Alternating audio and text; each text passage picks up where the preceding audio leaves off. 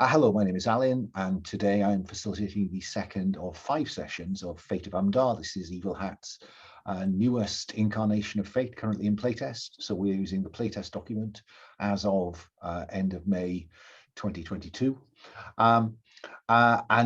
This game was organized as part of the Gauntlet online gaming community's monthly calendar. If you don't know about the Gauntlet, then please search Gauntlet-RPG and come find out some more about us. Come play with us, because we like to see people. This is a game of planetary romance. So there is much daring do being done. There are, I think the moral code is pretty black and white. There are good people and bad people, but we have a world aspect that says everybody could be a traitor. So sometimes the good people turn out to be bad people. We are picking up where we left off last time, and I'll fill in that once the players have introduced themselves and their characters. But I do want to stress that we are, though this is not intended to be an 18+ kind of touchstone, we are playing with lines and veils. If you don't know about lines and veils, then check in at the start of the first of this series. We're also playing with the X card, and we're playing with an open door. And in fact, one of our players had to use the open door at fairly short notice today because of a real life event that has just interfered with his effort to get to a machine and play.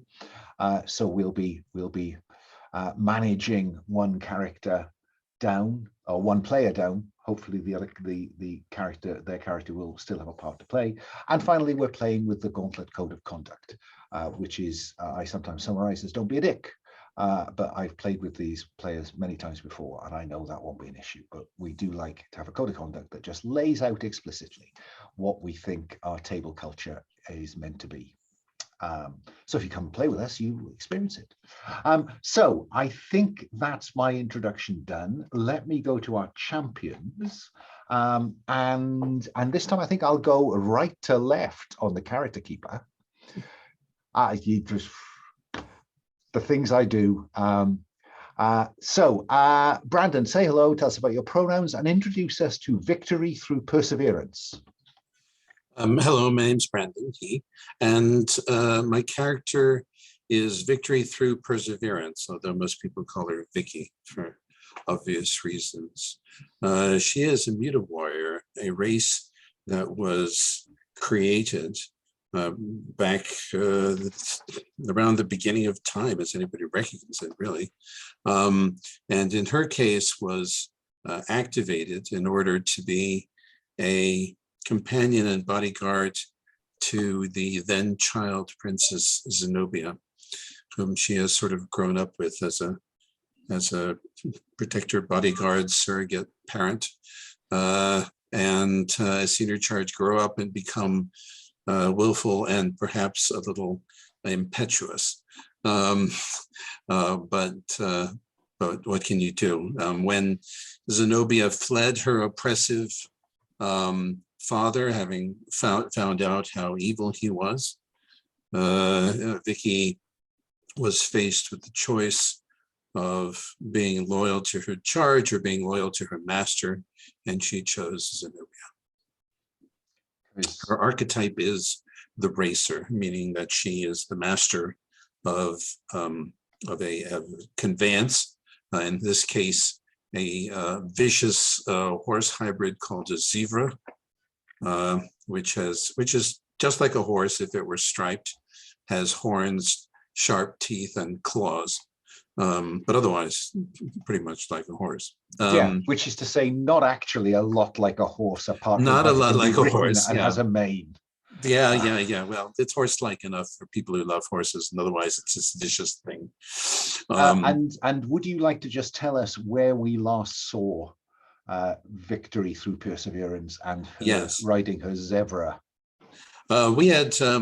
We had just, the group had gone down into the pit of pain in order to converse with one of the denizens therein, whose name is Aquata, who is a necroid octopoid. And the group had split in two because Thorian and Lars, who you'll hear about in a moment, had dashed off to do their own agenda, which Vikki doesn't really know about. And she and Zenobia were going to go and then speak to Aquata when Zenobia suddenly decided that she had to go, that she was suspicious of Thorian's sudden departure, and she had to go spy on him, and so off she goes as well. Fine, thank you for that. Moving along the keeper to Sabine, say hello and introduce us to Lars Gloomfall. Hi, my name is Sabine. I use any pronouns. I'm playing Lars Gloomfall, who uses he, him pronouns. Lars is a runesmith. He can do magic, and basically he can do magic of shadows and gravity, which is kind of neat. Yeah, he is a dragon folk. He looks a bit like a bearded dragon, like these small lizards, but facially that's the thing that comes to mind. He's not particularly tall. He has kind of cinnamon golden skin, and yeah, he also is he's definitely the grandson of the High Warden of the Pit of Pain. And he thought the Pit of Pain is a prison for putting away bad people, so that's a good thing, right? We're the good guys. And then he told her about some folks and what they could do.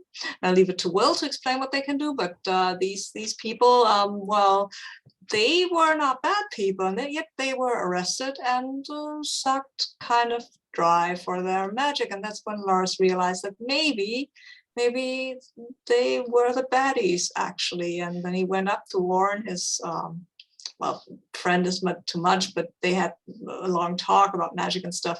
So he went up to warn Thorian, and things spiraled from there pretty much. And now he's back in the Pit of Pain, pretending to get that everything he does is totally on the level, while trying to find ways to rescue some captured people.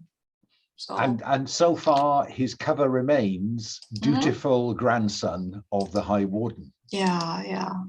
Okay. Yeah. And finally, Will, say hello, tell us about your pronouns, and introduce us to Thorian, the warrior scholar of the Rad folk.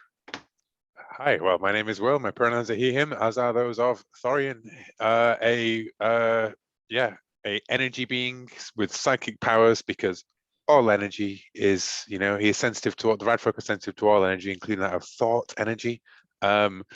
And yeah, the Rad folk, it turns out, can be used to repower spent demiurge devices, which is something that Lars discovered in our friendly consultation as I traveled the lands of Umdaar looking for knowledge beyond the sands.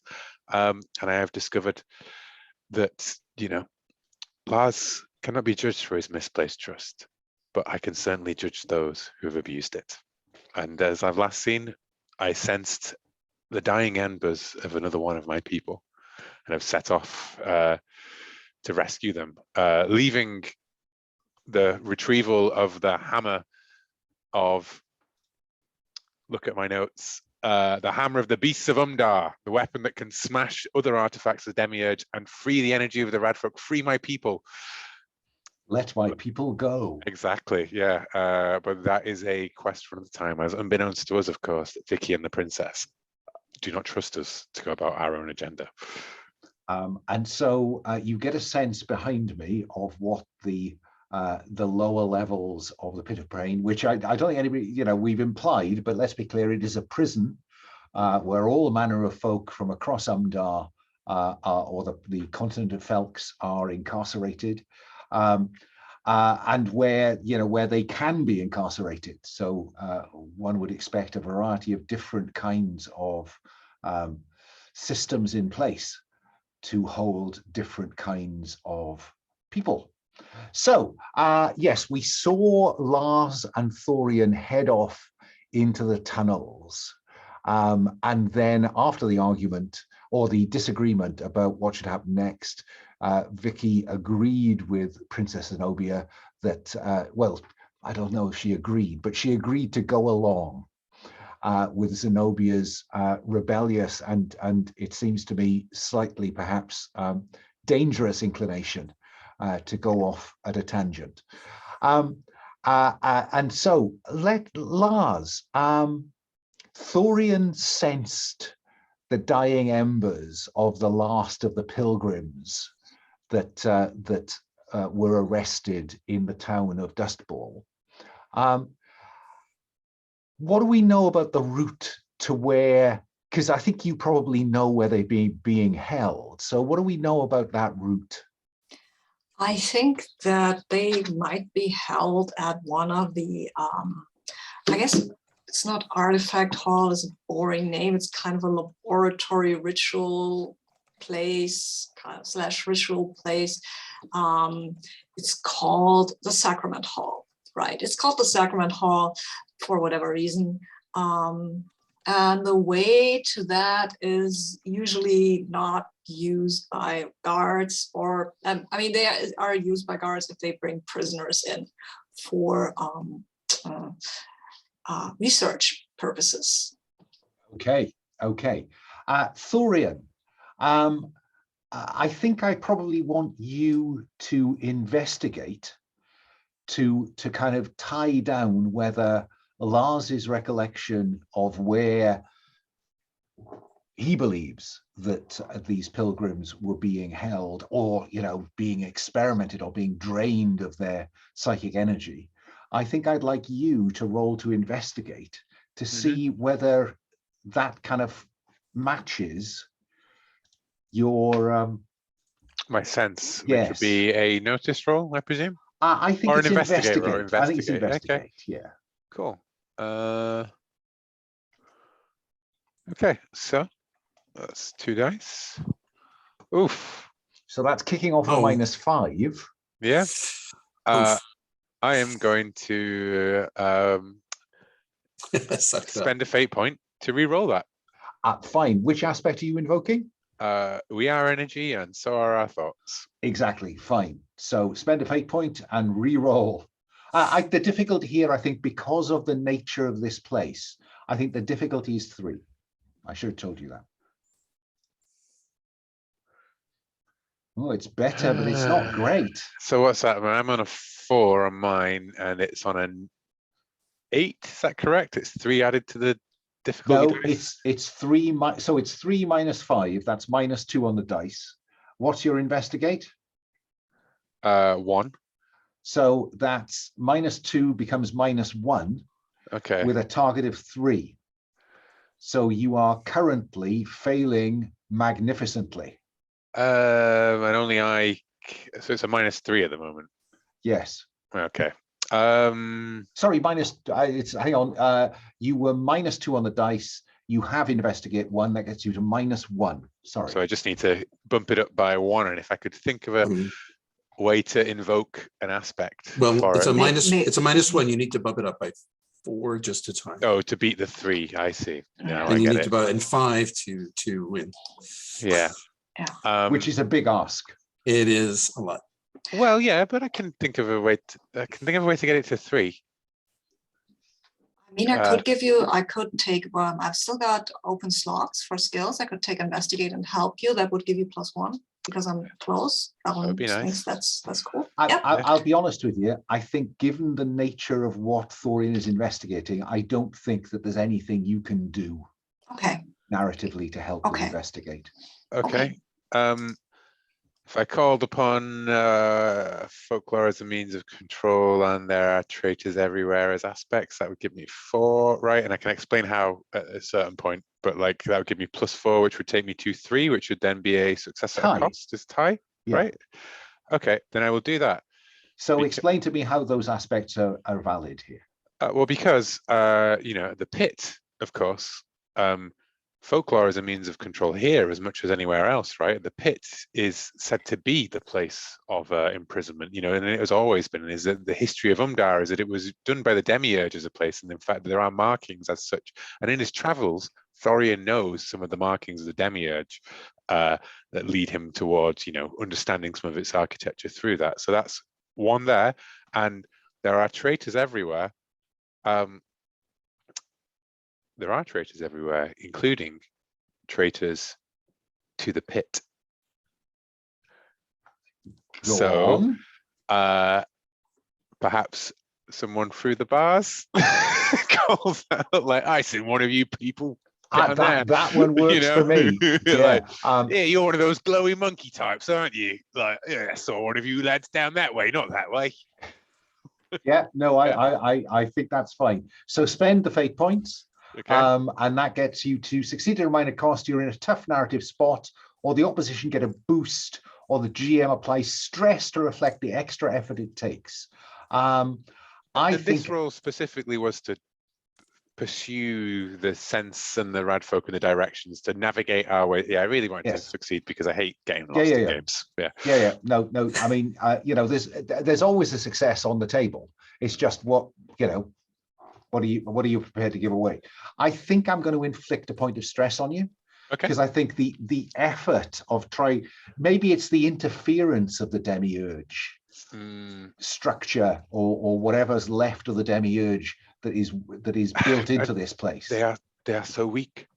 I can barely sense them. Their energies are slipping, just fluttering away. And that confirms, I think, that it is the Sacrament Hall. That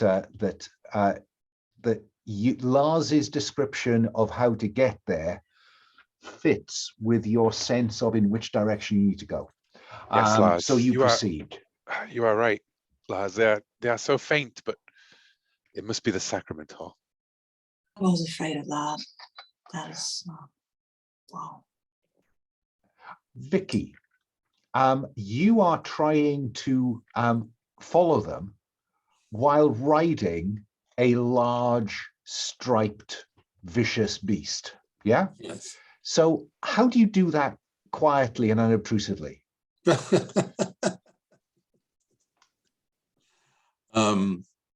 I think the answer is that I don't. I act as if I belong there. Well, my point is, how are you going to stop Lars and Thorian, Noah? That there's, because we know that this is, if not hooved, clawed, and there's a kind of. Vikki, can't you quiet that thing down? We're trying to find out whether these people, we can trust these people or not. So they think you've gone on the other bit of this mission. How is it that you're going to be able to stay because the objective here is to observe them and to check that they're not traitors. If you give away your position, then the whole operation's blown. Yeah, well, I don't imagine the pit of pain is a hell of silence, is it? So there's a fair amount of noise going on. Fine. I'm just wondering, are you taking any precautions at all, or are you just waiting for someone to say, "I haven't seen a Zhevra in a long time"? What I'm edging towards here is that as long as you are mounted on a Zhevra, sneaking around is going to be a challenge. And I am going to offer you a compel decision. Do you leave the Zhevra in a safe place where it can look after itself and proceed quietly, or do you not? I suppose if Zenobia is trying to be unobtrusive to the degree that we can be. Well, I think Zenobia is looking at you and looking at the Zhevra as if to say, I'll take the compel. Okay. And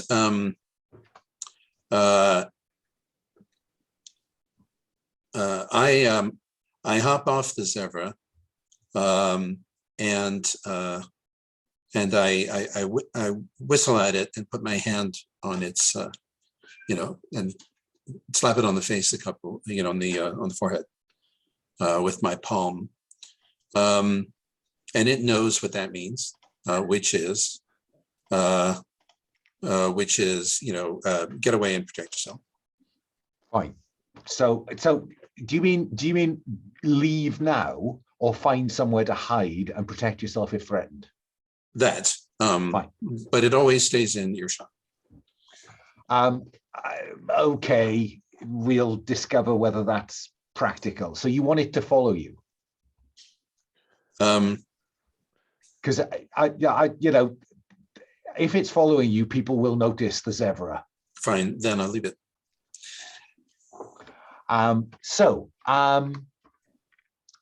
Let's have you then roll stealth, I suppose, is the obvious thing. Versus which of you two have got the highest notice? Or they both have notice 1. But they are both, you know, aware. So your target is 2 or better with stealth, Vikki. Okay. And Zenobia has a stealth of 1, so I don't know if that's. Oh, but you can call. Yeah, you said that you could use an aspect to it's call only the upon that. aspects. Yeah, fair enough. Sorry. And who needs Zenobia's stealth, really? Well, that's 5 that's on the a dice. 5. Versus the 2 that you have. So that's success with style. So in terms of success with style, that is succeed, achieve your goals, say what you do next, and get a boost doing it. So is the objective to stay in sight of them? Is the first thing I want to know. Oh, earshot, if at all possibility. Fine. So you are within earshot and you have a boost when you next act. Okay. In relation to them and what they're doing. Yeah. Gotcha. Okay. Lars, is the, in terms of the Hall of Sacrament, the Sacramental Hall, it's called the Sacramental Hall because it is where, as you say, experiments are done, and where those individuals who are unwilling to cooperate meet Boron. Boron, the bronze-bodied torturer. So your expectation is that Boron the torturer is going to be in the Sacrament Hall.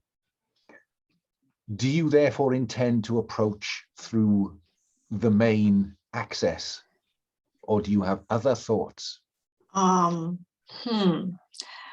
mean, I would, other thoughts. I mean, we could try to sneak in, but he'd notice it sooner rather than later if you try to freeze someone in there, they're doing something there. So I think we should just go and I'll distract him and you try to get your friend, your kinsman out. Thorian, you think that's a good plan?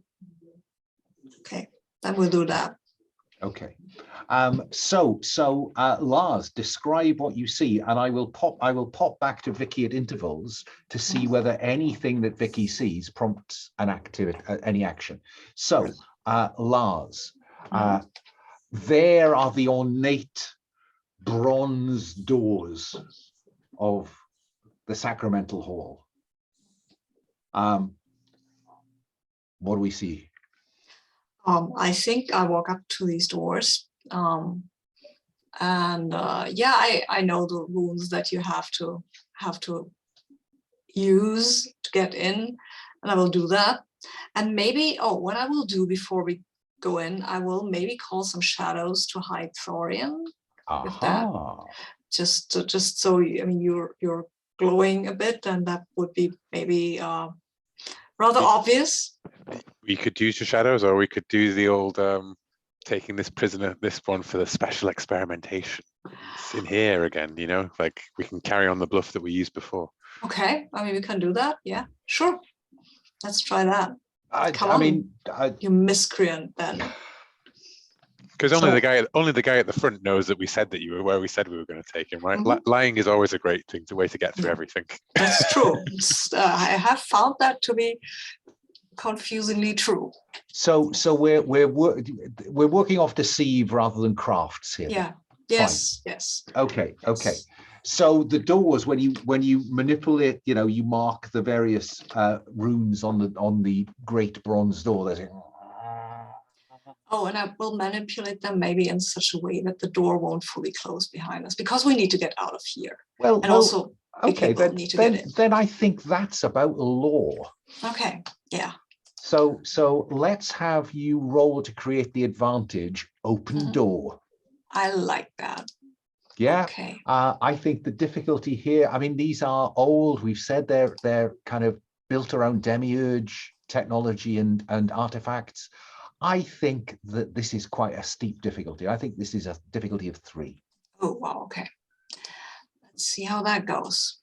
But I don't need to spend anything to assist, do I?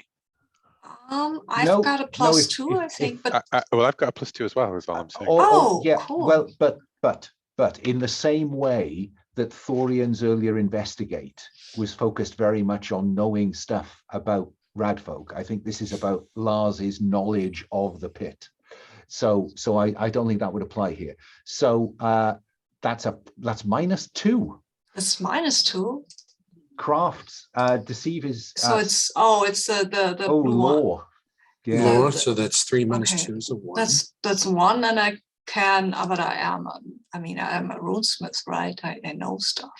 And your grandmother is High Warden of Yes. the pit. True, also true. I will spend a fate point to get myself back up to 3. Which will tie. Do you want to go any further? Do I want Gosh, to go? where did all those fate points go? I think, yeah, I will go 1 further to get me to a 5 because all artifacts are flawed, right? Indeed. Well So done. there is a shortcut here that I know that if you pop this just there and then it will get stuck and then the door will be open. Love it. So spend the other fate point to win that world aspect, and you have created the aspect in the scene. Open door. Yeah. Okay. So I think they go as they close behind you, but then we know that they stop. One of them fully closes, the other one just hits that rough bit of flagstone, and it always needs to be kicked past the flagstone. So they've disappeared inside this grandly doored place, Vikki. What do we see you doing? Well, we're just gonna have to slip right in behind them. I mean, I'm sure the princess is first. Very keen to. Short of seizing her by the cloak and yanking her back, I'm not going to prevent that. Well, I think given that our princess player isn't here, Yes, I'm going to assume that Zenobia is now beginning to wonder whether this was a really good idea and is looking to you for guidance. Because you are her friend and protector, and Vikki, you are her only friend.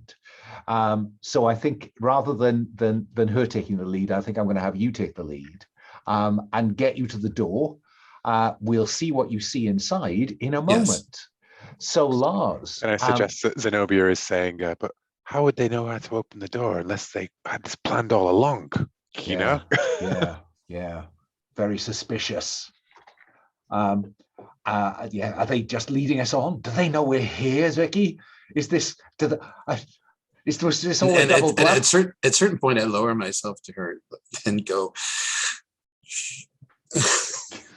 very gently. So Lars, deceive Boron the Torturer. Yes. Now I am going to just check out the rules as they apply in this iteration. Deceive.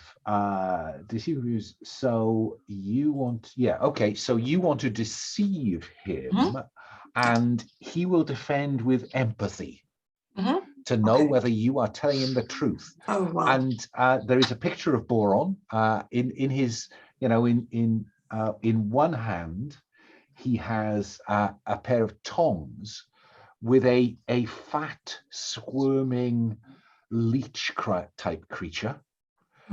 And in the other, he has a glowing hot iron, and pinned out on the wall with bonds of magical nature is one of Thorian's people. But we know Thorian has quite a bright glow from his mouth, his eyes. There's just a dimness, and Boron is saying something like, "Come now, my friend. The others gave it up easily. Just a little more," as he approaches with this leech-like creature. So, Lars, what do you say? What do you? I'll say, Boron, my good fellow. I've got another one for you. Isn't that great? let's see if he is convinced. This is deceive versus his empathy of 3. Oh, wow. Because a torturer needs to understand people. Yes, I thought I was afraid of that, but yeah, okay. So the red one needs to be higher, right? That would be good. Okay. Yeah. And it would be the first time tonight. It is a +1, and that Okay. means I've got a 4. 4 versus his 3 is success. So he is minded to take note, to go with the initial kind of lie. Master Lars, what are you doing here? And Bring this one. your grandmother trusted you to bring me an unchained creature such as this? Oh, I mean, I've got loose chain, you know, I've got unsecured manacles that look very convincing, I imagine. Like, that there are chains there. Boron, I know my stuff. I'm not doing this the first time. I suppose that's true, because he knows that you provided the lead on the group of pilgrims they scooped up. Right. And he gestures to a cage in the corner. Just put him there, Master Lars, until I finish with this one. Yeah, can you help me just real quick?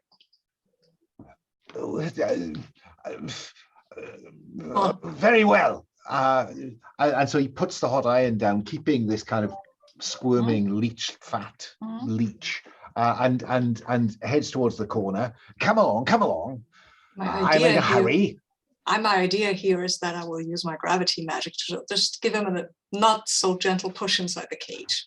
Okay, so I think that's kind of versus physique, would seem the logical thing there, wouldn't it? Which you'll be pleased to know is just 2. Okay. So I think that, is there anything else that? No, I don't think there's anything else that no stunt I could apply to that one. So let's have you roll to create the advantage in the cage. Yeah. Okay, I will roll now. Come on. Oh, it's a -3. Okay. Craft is 4, so that's +1. And I need what do I need? You need a 2 or better. Better than the 2, ideally. So I need 1, or just one. Oh well, I still got a fate 1 point to left, tie, right? 2 to win. So 2 to win. Yeah. I think I will say I owe Thorian. I really owe him. You do, right? And that is what motivates me to push my magic. What? So you've created the advantage in the cage on our friend Boron. and kick the door shut as he slams into it. I lean backwards and kick the door shut. Thorian, that was a great surprise to him, and he turns around and what are you, Master Lars? What? Wait till your grandmother hears about this. Enough of this. Enough of this hijinks. Thorian, would you roll notice, please? I think the difficulty is 2. So I just lost connection to the well room. That's okay, because I want to go back to Vikki and say, Vikki, this is what you saw through the door, the gap in the door. What, if anything, do you want to do? Look for trouble.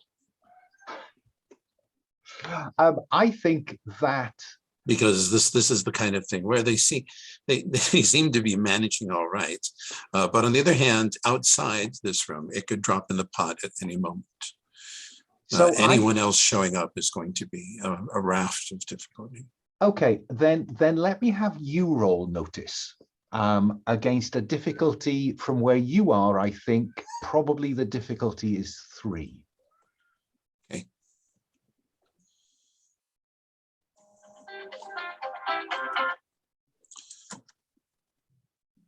Oh, and I got a 4. I got a 4. 4 without even trying, so success. Wow. My bodyguard. You notice, Vikki, that squirmy leech that Boron dropped is about to latch itself on Thorian's leg. No. What do you do, Vikki? I'm going to step inside and grab it. Fine. Let's have you roll. I think that's athletics again versus a difficulty of 2 now, I think, because this Yes. is not a very athletic leech. But I think a difficulty of 2 athletics to get there and kick it away from Thorian before Thorian has to avoid it himself. I got a -1, which is a 1, but I have a free boost coming. You do. So I'm You going to do. use it, scoop the thing up, and then dash it against the wall. Okay, fine. And I say, you have to be careful with these things. They can be nasty. Thorian, what's your reaction when Vikki appears out of nowhere and just scoops the thing and goes splat on the wall, and there's a flash of energy released from it when she does that, and you recognize that energy as the life force of Radfolk. Oh no. Thorian is, his radioactive features flaring like a surprised O, and he says, "Victory, you are." And then Zenobia, head poking around, and say, "I understand, but there is no time for doubts. We must help my friend." I say, Zenobia was concerned about your safety. Vikki is now. Please note, Vikki is about as convincing a liar as as a doorpost. Yeah. Yes. She's very good at many things. And telling falsehoods is not one of them. I think that Thorian. That's how Thorian knows that it wasn't true. Yeah, that's why you're here. I'm not going to force the role of deceive versus empathy. No, this is just a deceive 0, empathy 2. Thorian sees through that. Probably Vikki looks over at Zenobia, and Zenobia blushes slightly and looks away, right? And then it's like, yeah, and then Vikki looks back at Thorian and says, "I dare you to say that." Yeah, exactly. Yeah. Zenobia is quite a skilled liar. I don't think she blushes, but no, I was going to say I don't think you're she right. does. True, doesn't blush. Yeah, but the eye glance from Vikki is enough to say, right? Like, yeah. So I want to go further than that. I think Zenobia is the kind of princess who says, "What are you looking at?" Yeah, I agree with that. Yeah. Just this. What have they done to my people? What have they done to him? This sounds like investigate law. How are you going to try and find out? I think law. Yeah, law's a good one. I think for that one. and that I can help, right? That one you could help with, yes. Okay. Yeah. So let me think. And this is to know what are you trying to what are you looking for here? I think the I'm connection looking between the leech, the Radfolk, and what's happened to them. I'm looking at what's the best way to help this Radfolk. Okay. Because that answers on what they've done, because these leeches have drained them in some way, right? Oh, you don't need to roll for that. I can tell you. You are a warrior scholar of the Radfolk. I'm going to invoke this. Compel. No, I'll compel. I will compel this.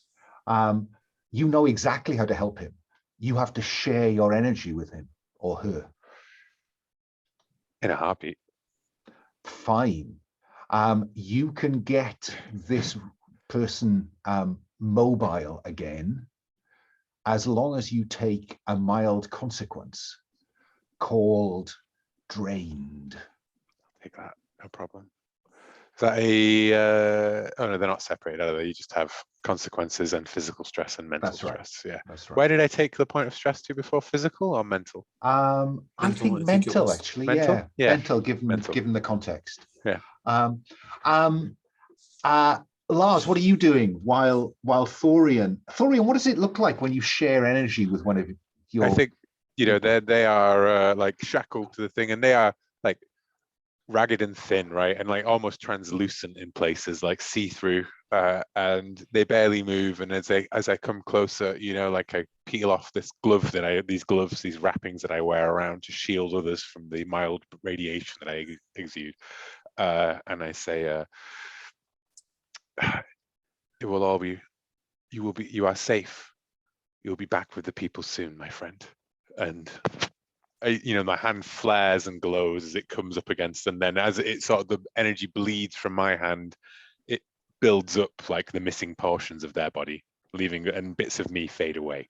Lars, what are you doing while Thorian is helping his fellow radfolk? So Boron's in the cage, safely in the cage, right? Thorian kicked You've that got shut. the aspect. Okay. Boron's in the cage. Okay. One free invoke. Okay. I think I will actually go and investigate that leech, or try to figure out what I know about that leech. Well, I mean, for what it's worth, there's a kind of barrel full of them in the other corner of the sacramental hall. If you want to look at a live one rather than a dead one, I'd offer you that choice. Okay, let me look at my aspects. I'm more of the cautious guy. I'm a watcher from the shadows, but I think I'm also intensely curious, intensely willing. Oh, that's a good aspect. Intensely curious about. No fake GM is ever going to turn down the intensely curious character. Yeah, right. Intensely curious is fine. About knowledge and lore, about knowledge and lore. So I'm not intensely curious about people precisely, but knowledge and lore and stuff like that. That is my jam, kind of. So I of course will Ionicus? Nice. I will go and I won't put my hand in that, but I will go and have a look, see what investigating these are. Fine. Yes. While Lars is investigating the barrel of leeches, Vikki, what about you and the princess? Thorian, are you done here? No, Thorian's busy. Okay, Thorian. Lars is busy. I want to know what you're doing while they're busy. Oh, I understand that.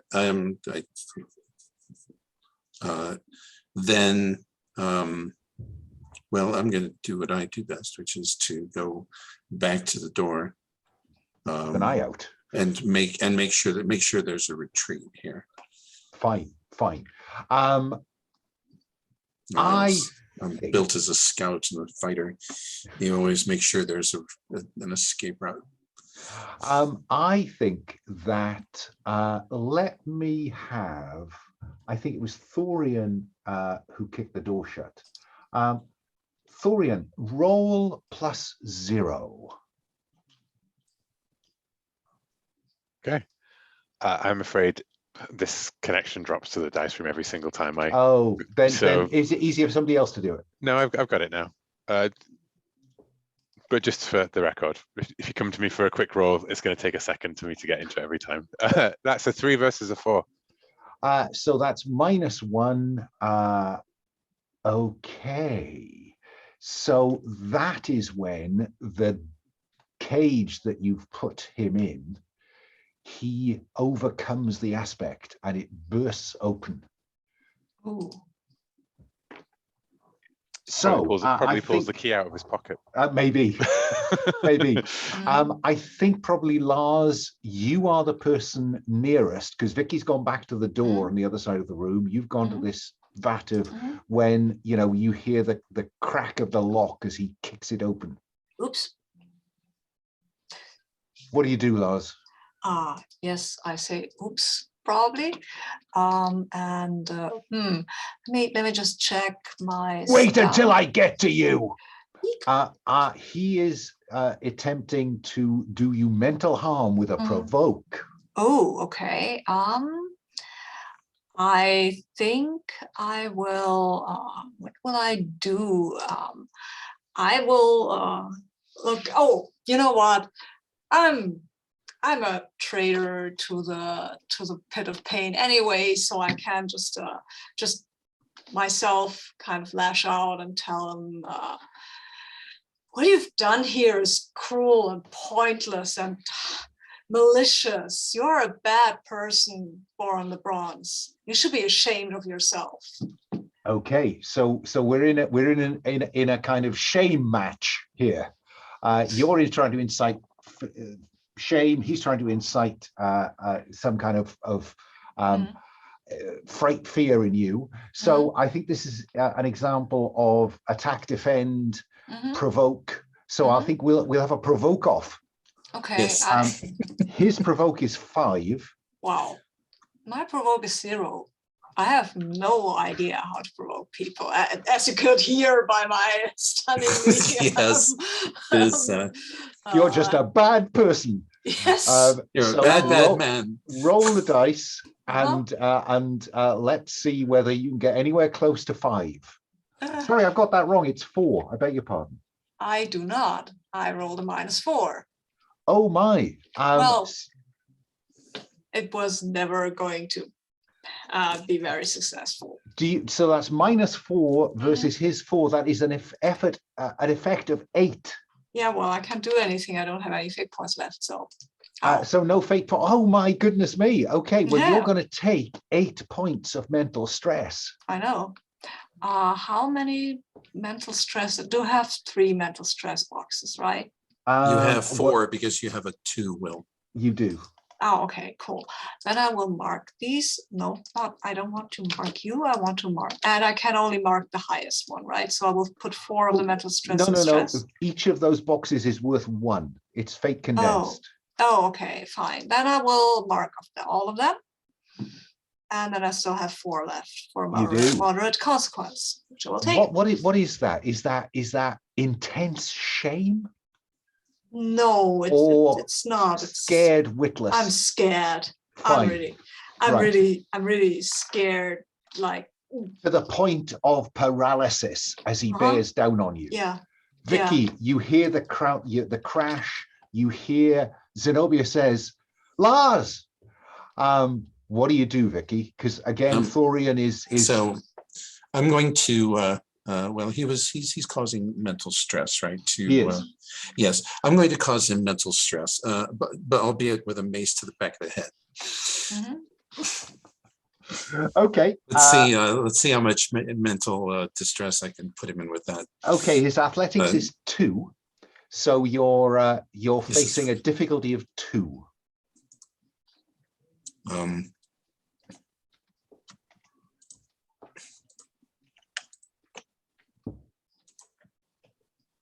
Oh my! I'm a 7 altogether. Wow. So success. So that is 5 stress. Yeah. Yes. 1, 2, 3. And he will. You wipe out his 3 physical stress. He's a big bloke, but he's not particularly robust. Yeah. He's big. He's bigger than I am, which makes it a little incongruous, I think, when I throw an arm around him and begin to choke him out from behind. Well, because Vikki is clearly stronger than this man who is larger than she is. So I've marked off the 3 physical stress, and I've given him a mild consequence of dazed. Yeah. Yes. Thorian, you've done right. Your fellow Ionicus can now kind of support themselves once you free him. Yeah, I think so. Ionicus is still bound to the wall, yes. Right? And I think their eyes flare out back into life from the dwindling embers they were before, and they say, "Thorian, they took the others," or something, right? And what have they done with the others, Thorian? We will save them, Ionicus. I promise you. I turn over my shoulder and I can see Vikki has this in hand. And I'm gonna, you know what? They're bound to the wall, right? Yeah. And Lars is like staggering cowering. Cowering back from in fear. I'm gonna try and call out to Lars, and because these locks are clearly more Lars's speed than my speed. So I'm going to try and reach out to my friend, my boon ally, and reassure them that here is a foe that you can beat. Locks. Lars, we need you. Okay, I'm coming. I am, of course, going to take my free invoke on Scared Witless to Sure. to apply an extra 2 difficulty to this. If it would be 2, it becomes a 4 difficulty. Oh, okay. And I roll with craft. I think craft to use your gravity powers to just Break crack them. these. Just Yes. Before we do that, can I roll rapport to see if I can create an advantage. or create can I use it to create an advantage? I think it's can erode empathy. mental stress as well. I think it's empathy. You can't erode the mental stress now. What you can do, Thorian, is you can create an advantage with empathy. Yes, then I will try and do that. Yeah. Fine. I think that the difficulty is going to be that 2 points of mild consequence. So difficulty is 2. Was a moderate consequence, though. Oh, it was a moderate. Oh, 4. Right. Yes. Thank you for the reminder. Yeah, he's got a 2 dazed. So that's +1 plus empathy. So wait, no, it's for empathy is +2. So that's an 8 on my dice, and then it's 5 on theirs. And what was the difficulty I was after? So I'm currently at a 4. So I'm currently at a 3. You know what, fate points are there to be spent after all. So I am going to spend a fate point on. I do not judge Lars for his misplaced trust. And that gets you to a tie, does it? That gets me 1 ahead. Oh, fine. So we have a created advantage. A friend in need is a friend indeed. So that'll that'll cancel my free invoke on your terrible sense of fear. So ignore the 2, just roll the dice versus a difficulty of does it 2. cancel it altogether, or does it just mitigate? Oh, it just cancels that the 2 I was making the difficulty. Gotcha. Yeah, it doesn't cancel the no, that sits there for a while yet. Yeah, I will be scared of I think I'm scared of the path I chose. Yeah, and I mean, suddenly it all comes home, doesn't it? Right. Your grandmother could turn up at any moment. I've left everything I knew behind, and this is just like, oh wow, what am I doing? Well, I'm rolling apparently. That's what I'm doing. Oh, I'm very motivated though. I've rolled a 4 and I've got a 4, so I've got an 8. So I'm I think I beat the 2. I mean, that's a really good outcome. What does that look like? I think what that looks like is he's the Ionicus is kind of chained to the wall, you said, right? With these. And I think what happens is that they start breaking down, like kind of becoming thinner or denser, and then they start break off without hurting Ionicus even a bit. Success with style will give you a boost doing it. Oh, nice. So there is a boost in play that you can define any which way you like. Let's go to Vikki. He is raging at you. Who are you and how dare you? How dare you? Wait until the warden hears about this. What are you doing, Vikki? That may be a long wait indeed. I kill him. At the point where you go to I make to kill him, of course, but of course this is being heroic fiction, and perhaps something else. He concedes. He reveals his trouble aspect, which is self-serving coward. And no, please, I won't say anything. And he shuffles towards the cage, waiting to be locked up again.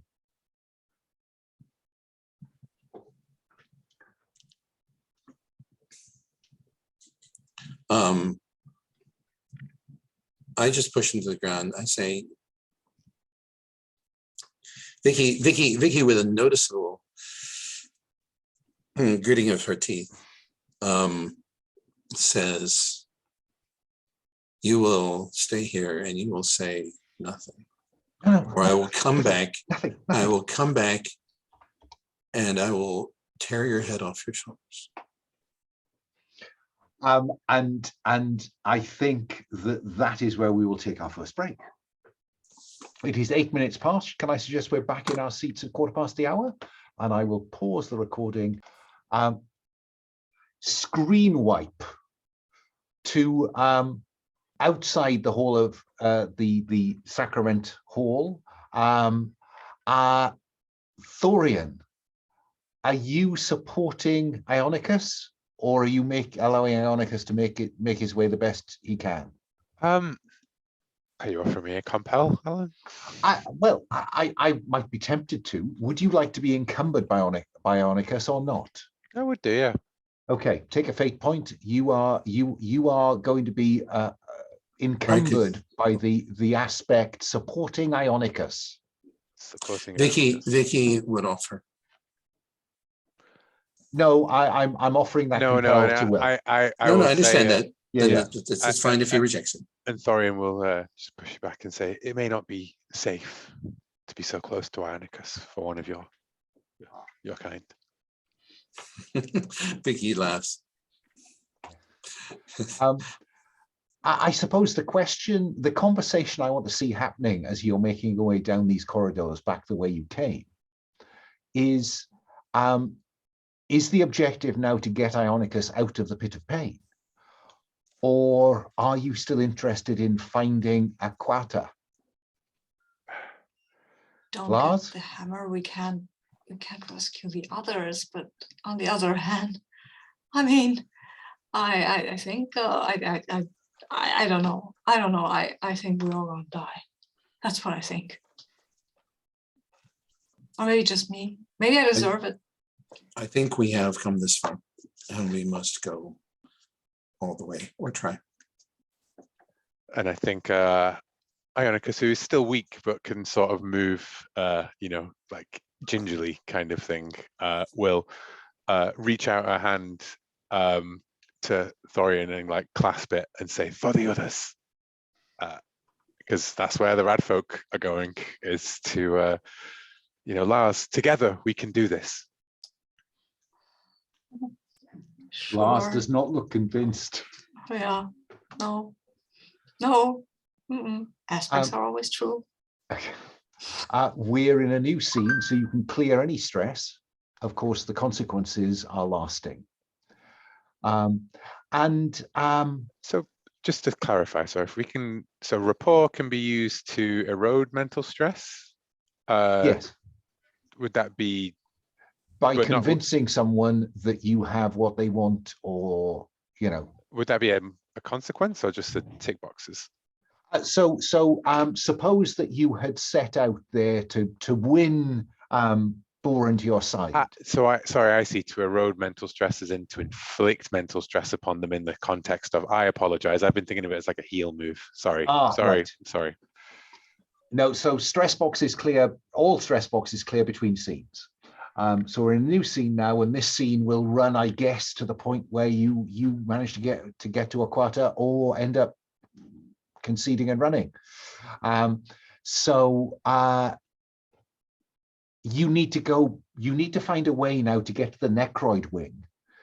But Lars, the honest truth is that to take the most direct route, i.e. to go back, I'm beginning to think of this prison as vaguely like spokes on a wheel. So you come down into the central hub and then go off one way or the other.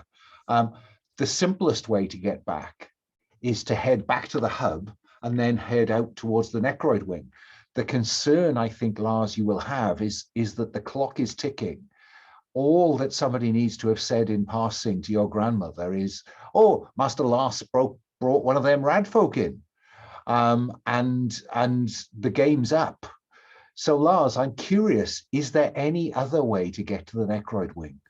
I think there is. I mean, this prison was created by some and kept by some twisted minds, and they always started adding new pathways, new ways to get where you need to be, and there was some damage. There were riots, right? There are rifts, there are rips and tears in the rock itself. So there are certainly ways to get there, and I might be able to find one. I mean, I have been the watcher in the shadows for a long time in this place, so I know my way around. So what I'm thinking is that there might be a way to get from spoke to spoke, and avoid the hub. Yeah. Yeah. There certainly is. And I would certainly prefer it. I mean, I don't know how we're going to get out of here, but going back to the hub is basically like, yeah, well, not a good idea.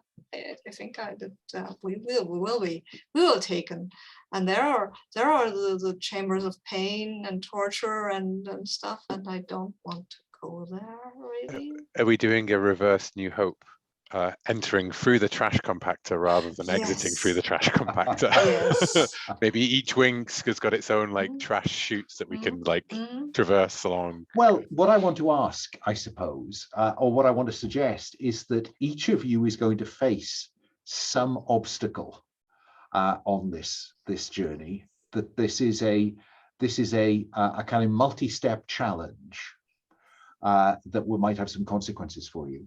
And so I'm thinking that in the case of Zenobia, in the case of Vikki, this has to the challenge has to relate to Zenobia, and that for you the challenge is finding a way to keep Zenobia out of trouble on this as you make your way through this less than obvious route that Lars thinks he can find.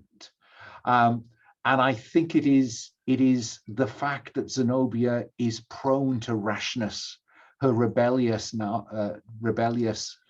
nature means that she might go and do something stupid.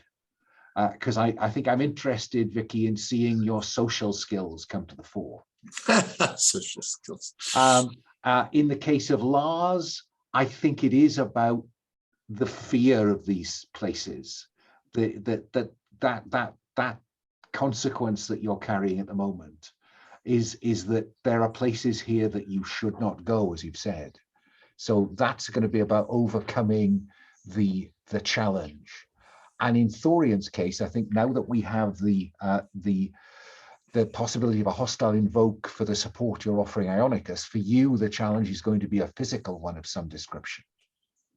That's what I'm aiming for. Does that seem narratively rich and interesting? I like it. If a dying ogre can wrap its tentacle around the person I'm carrying and try and drag them away or something, I'm all for it.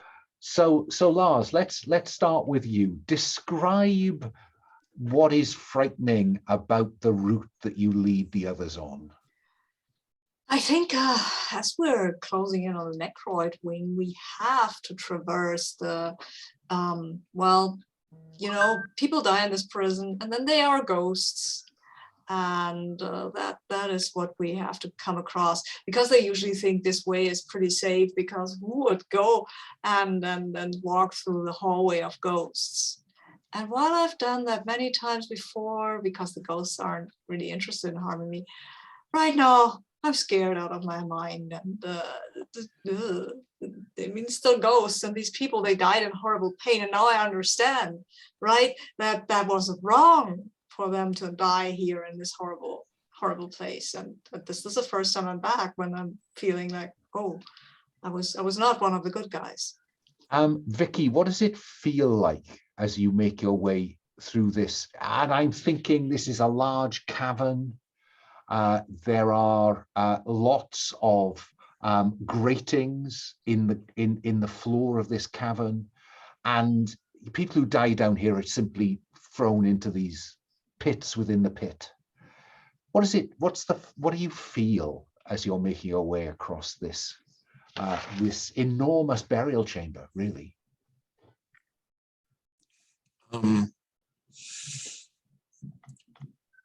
Vikki feels what is the term?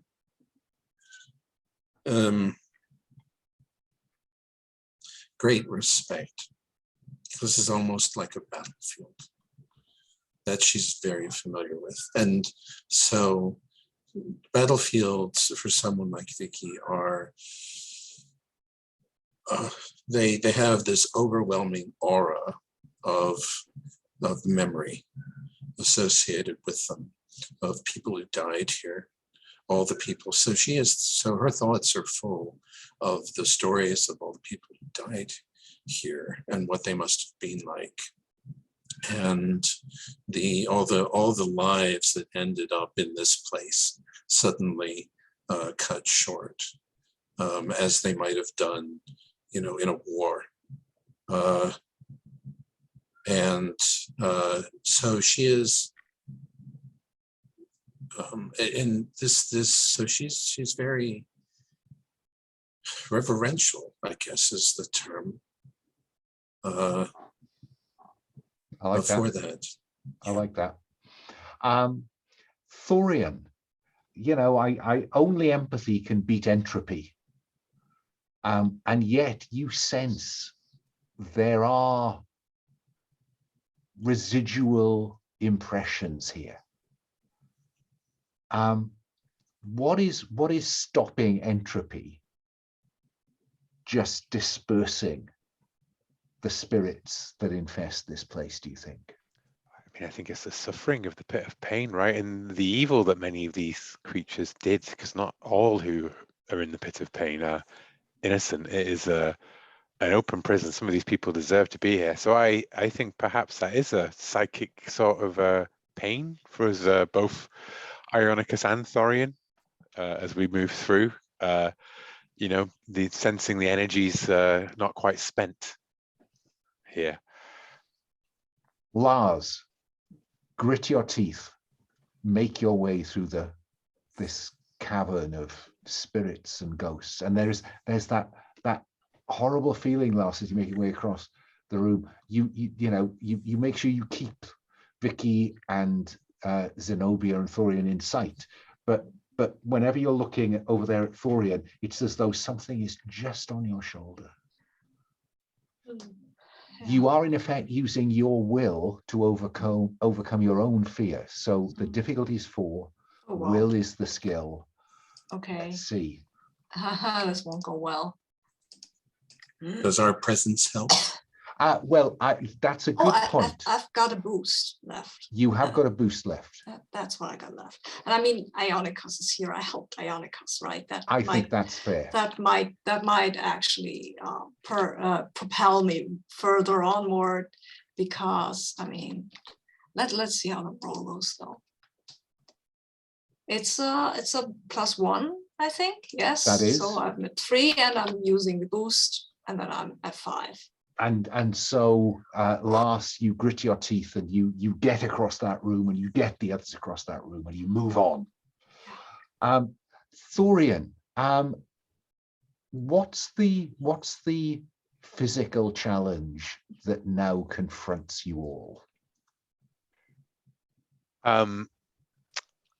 A great chasm between the spokes, with some sort of machinery that's shoom, shoom, shoom. Some endlessly moving but entirely incomprehensible demiurge machinery that you have to make your way across. I've now flashed back to Galaxy Quest. Exactly. Yeah.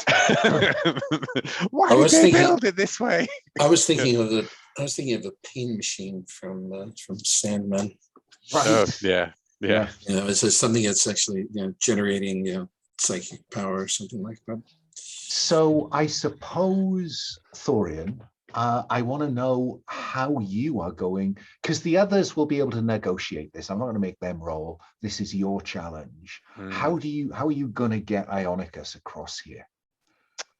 I think with timing. Okay. Well, with timing and dodging the blade of this machine as it goes through, an athletics check to just be like, still myself, still Ionicus, and hold, like, clasp his shoulder and say, Ionicus, follow my, breathe with me, feel with me, and jump with me. Jump. Now, this would be a difficulty of 2, I think. But because you have Ionicus with you, I am going to hostilely invoke your burden. So I'm going to make the difficulty 4. Okay. And have you roll athletics against 4. Okay, well, that evens out, so it's a flat roll. basically. And the difficulty is 4, you said, yeah? Mhm. That's a -2. You have failed. I can't see that at all. It's not, it's rolled, but it's not updated on my screen. I will spend a fate point to invoke a champion of life with the face of death. Oh, I refuse yes. to let him fall. And what does that look like? What do we? How do we see that on screen? Because this is a mixed success and a 0, right? Like I It get is. a success at a cost, right? I think that what we see is Ionicus hesitates and staggers forward, and Thorian leaps across the way, and the blade is coming round, and it's about to, as Ionicus readies himself to jump, and Thorian like leaps forward, catches him in the air, and throws him onto the side, being then crashes back as the machine like glances off him. You know. Fine. That seems like a stress cost to me. Physical stress. Right? Yeah. Yeah. So you failed by 2, I think. Mm-hmm. So I will apply 2 physical stress to you. Cool. And finally, Vikki, what sparks the argument with Zenobia? Ooh.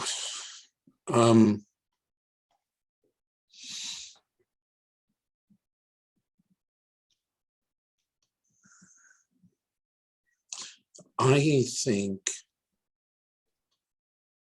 Oh, does Zenobia want to free a bunch of the prisoners? I like that. Why aren't we? Well, because we're crossing each of these spokes. Why aren't we going down each of these spokes and just freeing everyone, Vikki? That would really put a kink in my father's view of the world. Come on, let's do it.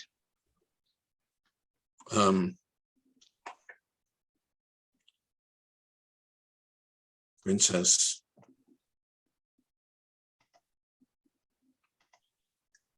you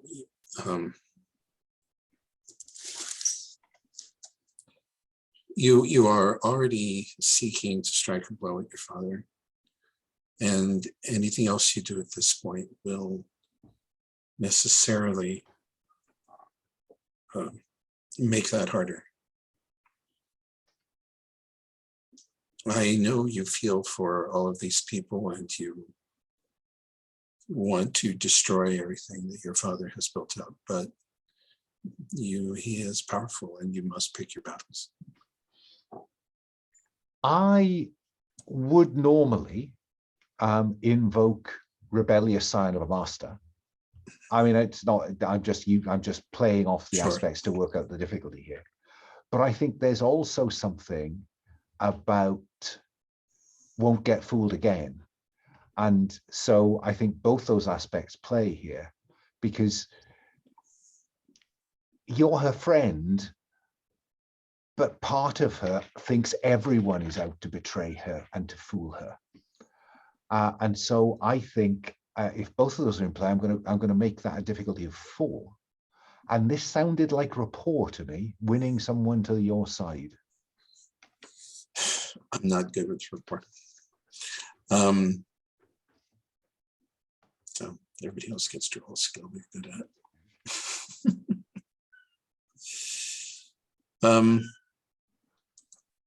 Okay.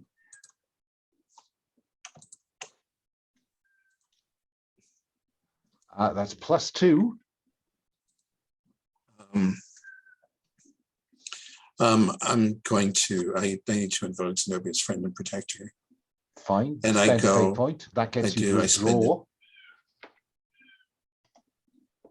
So you're at tie to overcome her urge to do something that really piss off her father.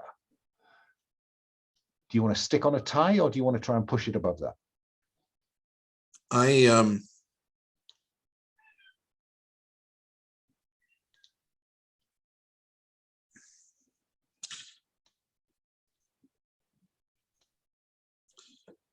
think I'm going to reveal some. I think I'll spend a fate point here because it's revelatory. And I'm hitting the aspect, time has forgotten my home. The princess, I say, and everyone else can hear this. This isn't the first time I've been here. Went the crowd. I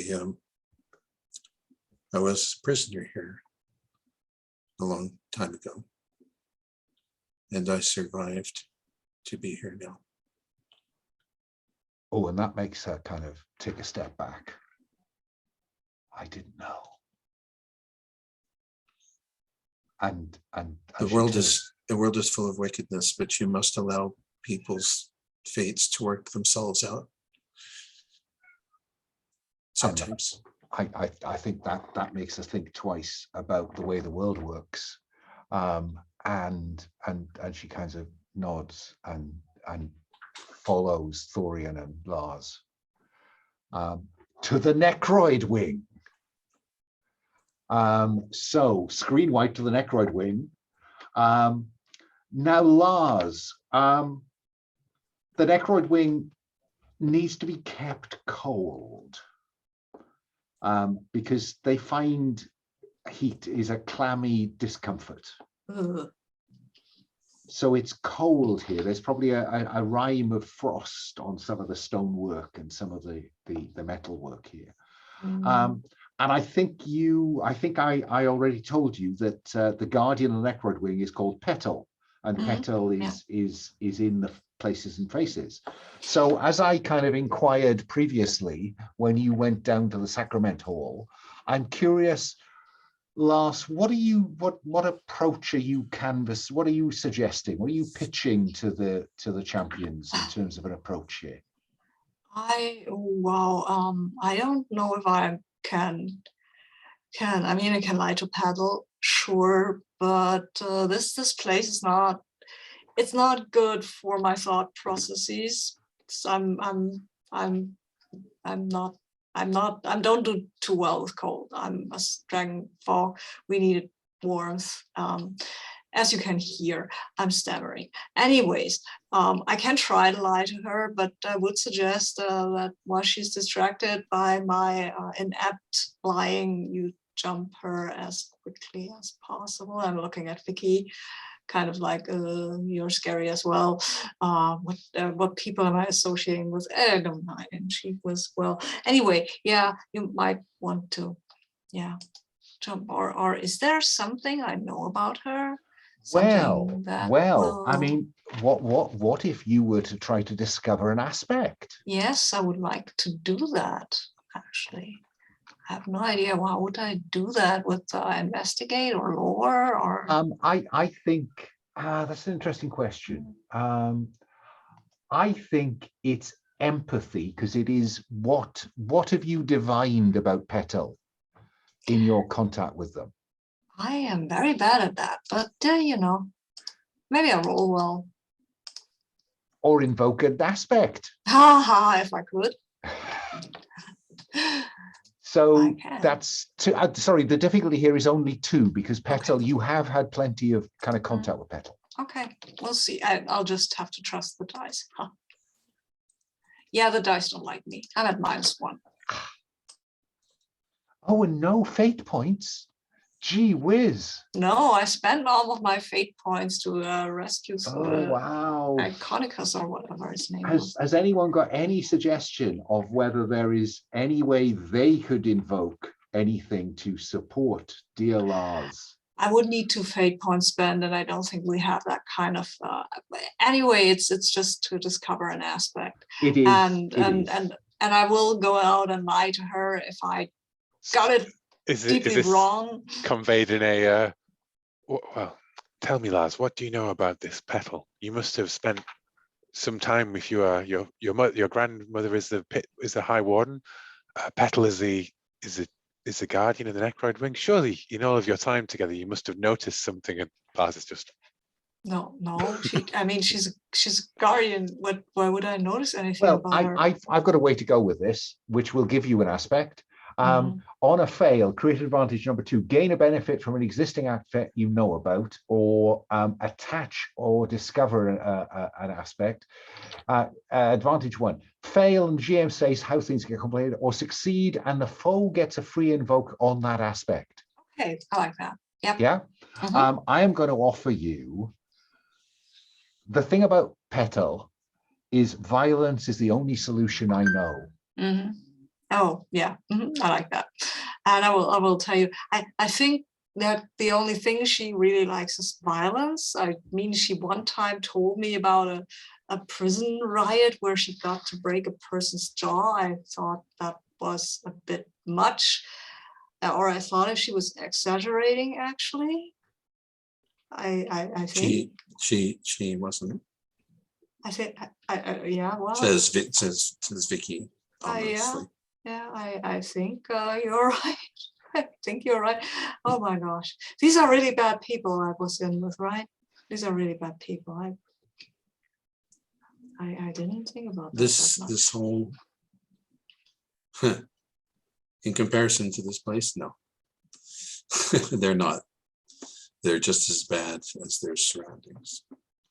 If violence is the only thing that this Petal knows, and I look at Vikki, then perhaps actions may speak louder than words in convincing her. I think so. Yeah, I can give you a little distraction if that would maybe help.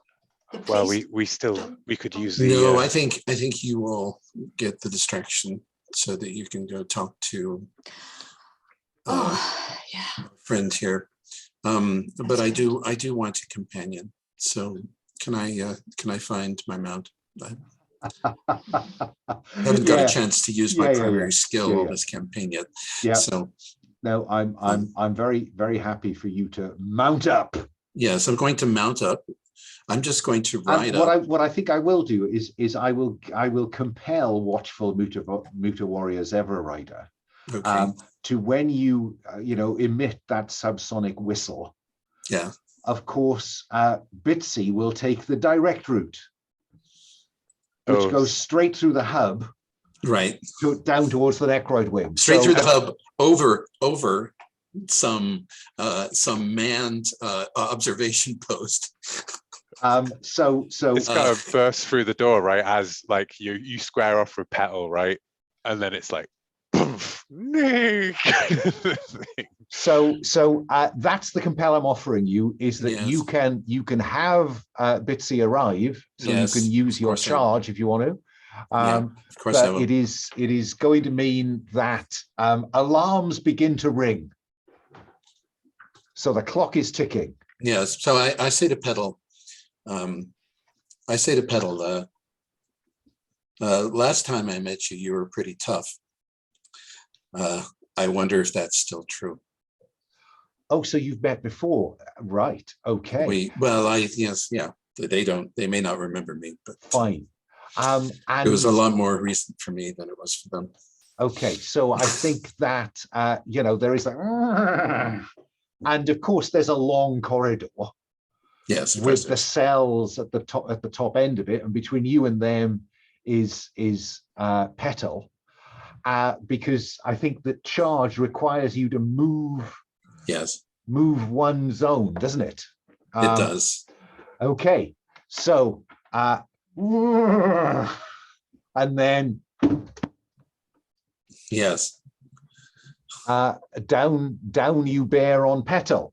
Yes. I am going to spend a fate point. Oh, by the way, I have 5 fate points going into this because the fact that I conceded in the previous one gives me a bonus. Right. So I will spend a fate point. Oh, no, I didn't concede. Forget it. Nah, you see, so close. So I've spent that fate point to invoke violence is the only solution I know.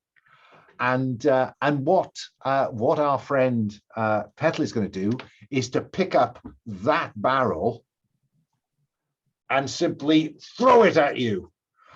So he uses physique as a shoot attack before you get to him.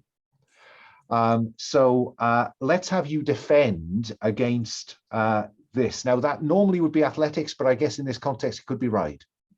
Yeah, it's going to be drive. So I've drive, yes. yes, it's it could be called ride, but it's drive. Okay, so his physique is 4. So this is his incoming on a 4. Yes, I got an 8. That's not bad. Hmm. So that's a +4 success to you. Now, the way this works is that you are defending. If NPC could be harmed, treat as succeed, but they can't. Right. Otherwise, treat as created as create an advantage to benefit the PC. So what is this failed effort to hit you with a heavy barrel? The so advantage how does that turn into an advantage. That turns he picks up this barrel. He's stronger than Vikki, which is saying something. And he flings this barrel, and Bitsy just jinks to the right, like an animal shouldn't be able to do. You know, she just takes this sudden lurch to one side. The barrel goes flying by, and he is caught flat-footed because suddenly Zhevra and Ryder are on top of him. So as he's recovering from having flung this big thing, he doesn't have time to get out of the way properly. I'm going to describe him, or did we, Lars, were you describing Petal as she? Her, excuse me. Her. She is caught flat-footed. She is caught flat-footed, absolutely. So, and with a free invoke. Let's have you engage with charge. So, athletics. Petal is not light on their feet at the best of times. Athletics is 2. So your target is 2 here, Vikki. Okay. I'm rolling fight. The dice do love me this time. Because I got a 5. Gee whiz, they certainly do, don't they? Fine. So 5 versus 2 is a +3, yeah? It's a +3. Effort. So effect. So on a +3 effect, that turns into 3 stress, physical stress on Petal. And success with style means that NPC takes F as a stress, treat success. Oh, you could do less harm and gain a boost. Since I still have a free flat-footed invoke, yeah, I'm going to do the harm, and I'm going to say narratively, right? The Bitsy throws her head with that nasty horn at Petal, and Petal just barely manages not to get spitted and gets knocked sprawling instead. So, just so I'm clear, you succeeded by 3. Right.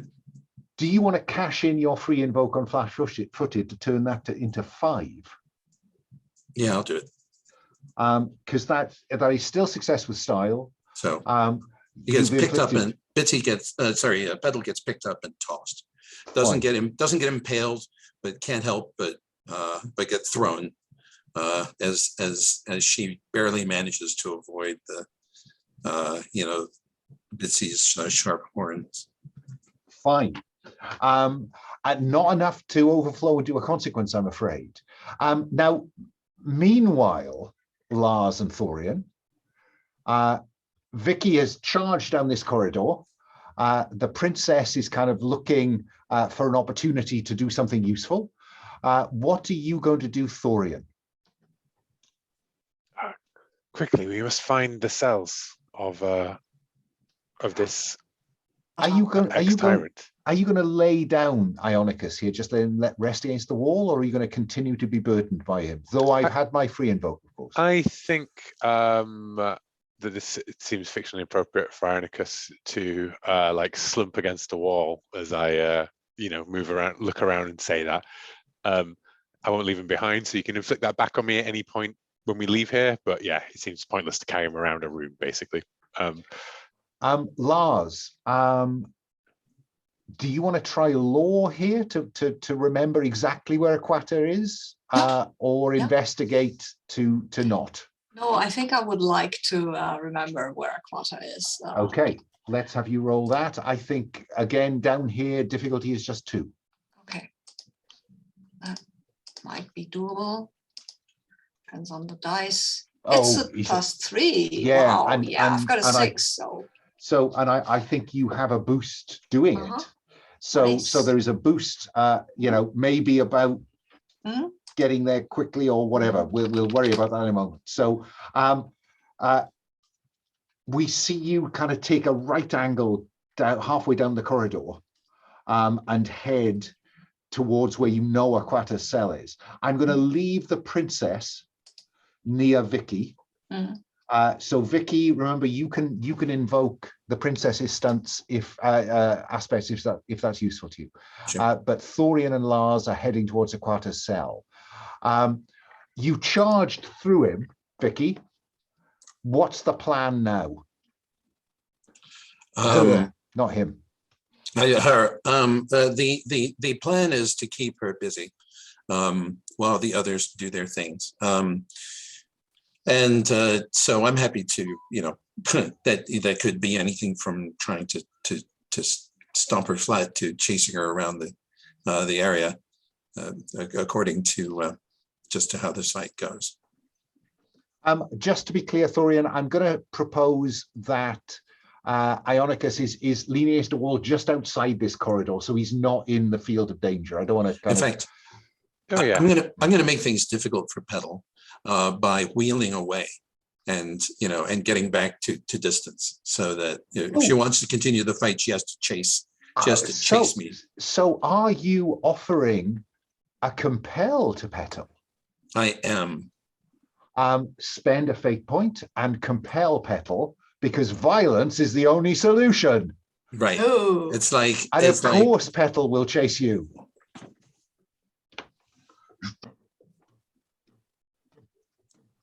Yeah, so I'm gonna lead her on a Mary Goose chase before wheeling around. Okay, and taking another pass. We'll work out how effective that Mary Goose chase is. Do you want to leave Zenobia in the corridor, or do you want to have her mounted behind you? Zenobia's with me. Fine, cool. Fine. Because I'm sure Zenobia will want to put in a dagger shot or two at an opportune moment, just to enrage Petal. Okay. It may not. Petal's so massive, it may not harm her all that much, but it will certainly annoy the devil out of her. Fine. We'll work out how well that chase goes and whether you end up in a dead end somewhere in a moment. But Thorian and Lars, there is the cell of a quarter, exactly where you thought it was, Lars. And sitting in the corner, shoulders hunched, is the necroid octopoid, a quarter, former lady of the ice thing, tundra. The name has escaped me suddenly. Icequake tundra. What's the approach? I think the approach is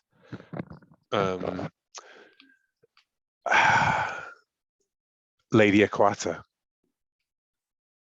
And the tentacles kind of go. Do they maybe slightly go through the bars, right? So that from the side angle shot of us facing into it, now there's just these little tentacles floating just before us. Straining towards you. The hammer of the beasts of Umdaar.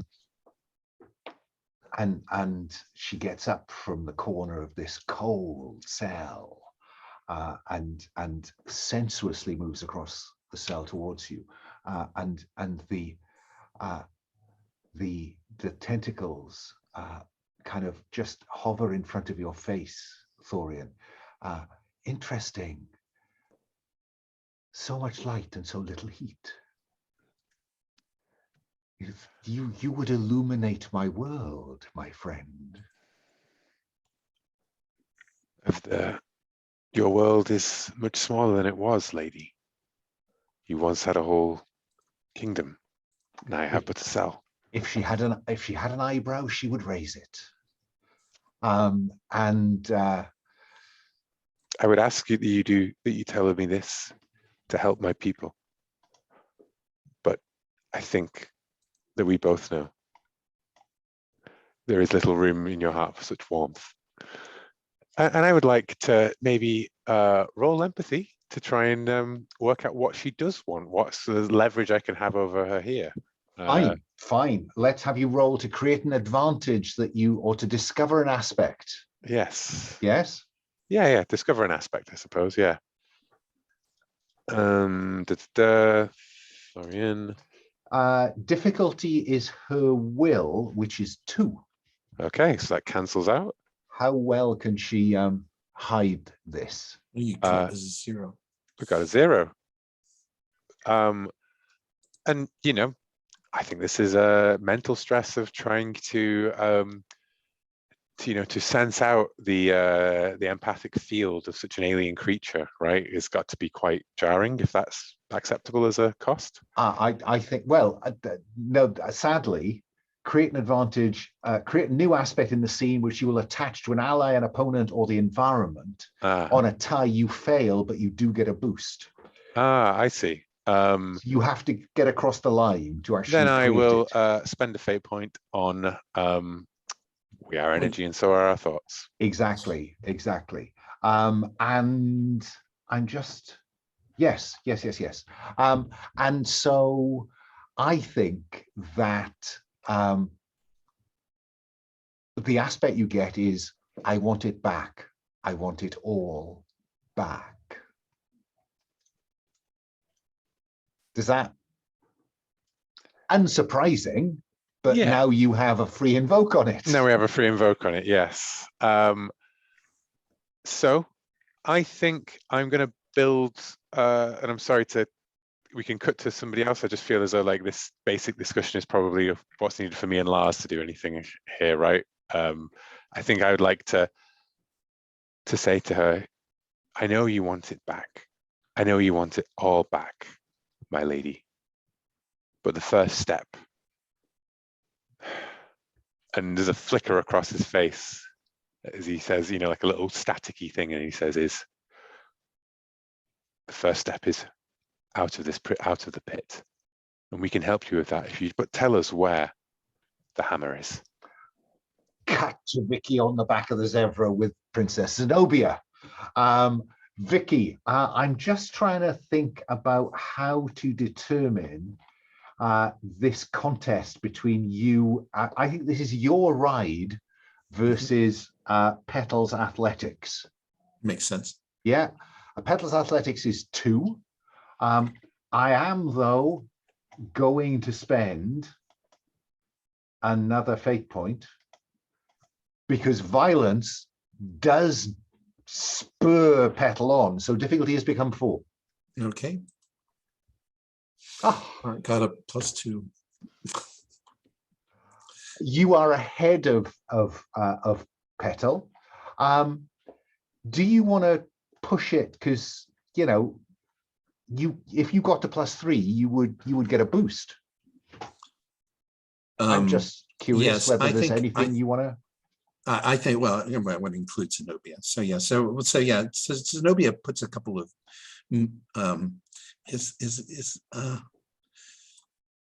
let's see, is this a taunt from Zenobia, or does she simply put a dagger in him?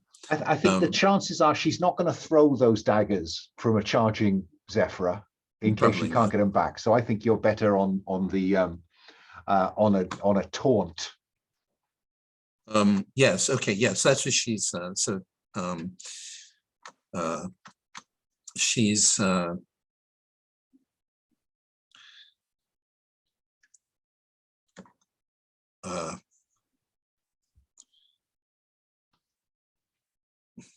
What does she shout at Petal to incite Petal to just redouble the efforts to catch this damn thing? I've suddenly imagined, Trunchbull. Yeah, she says, to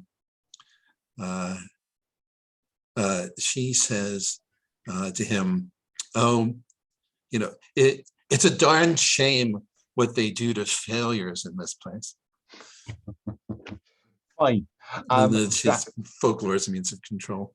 That puts you ahead with a boost to be used when I come back to you. Lars, Thorian is negotiating with Aquata. What do we see you doing?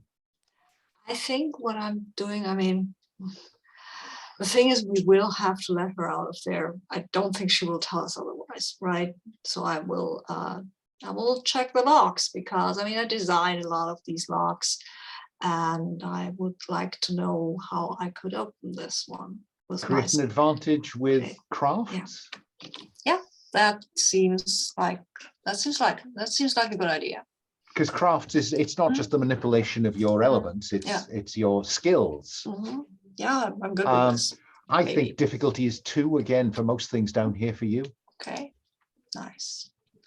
Just as yeah, well but on I've rolled a -3. Yeah, okay. So can I? Is there a way to have a success with a prize for I tell you what I'm prepared to do for you, Lars. Oh, nice. I'm inclined to compel my grandmother Ingvi Goldclaw. Oh, yeah, please. Would you like to have that happen? Well, here, take a fate point. And from behind you rumbles the bass voice of your grandmother saying, Lars Gloomfall. Okay, so I could spend the fate point now to have. Or you could accept the failure and hang on to the fate point. I hang on to the fate point. I accept the failure. I hang on to the fate point because I nearly had it, and then I heard her voice, and it just kind of dropped whatever I was carrying. And fine. Fail, and the foe gets a free invoke on the aspect you targeted. So Grandma could invoke against the lock picking or whatever else to do with the lock. Yeah, I think that's probably true. Yeah, Granny Ingvi has arrived. Oh, okay. I'll whisper to Thorian, get away as fast as possible and try to distract her. Okay, and then I open my arms and say, Grandmother, it's so good to see you. Deceive, I think, versus yes. her will of 3. Okay. Or her empathy, actually, which is only 1. Oh, okay. Yeah, I think that's better. It's whether she knows that you're lying. Oh, wow, I've got a 1, I've got a 4. You're in the plus country. Yeah, I'm in the plus country. Oh, with style. Yeah. Oh, also, I forgot that I had a boost left with the lock. Could I have used that? Well, you could have used that. You could have used that. Can we just say we that can retcon that? Okay. Yes. You fail, but you get a boost on. Oh no, hang on. This is benefit for an existing aspect. You know about these locks. Succeed, get a free invoke on the aspect you knew about. Yes. Okay. So you have free invoke on lock picking. Okay. Okay. Okay. Anyway, I succeeded with style here. So succeed, achieve your goal, which is that Granny. So do you move towards her with your arms out? Yeah, of course. And do you actually hug her? If she lets me. Sure. Well, she's standing there, and you go, "Oh, Granny."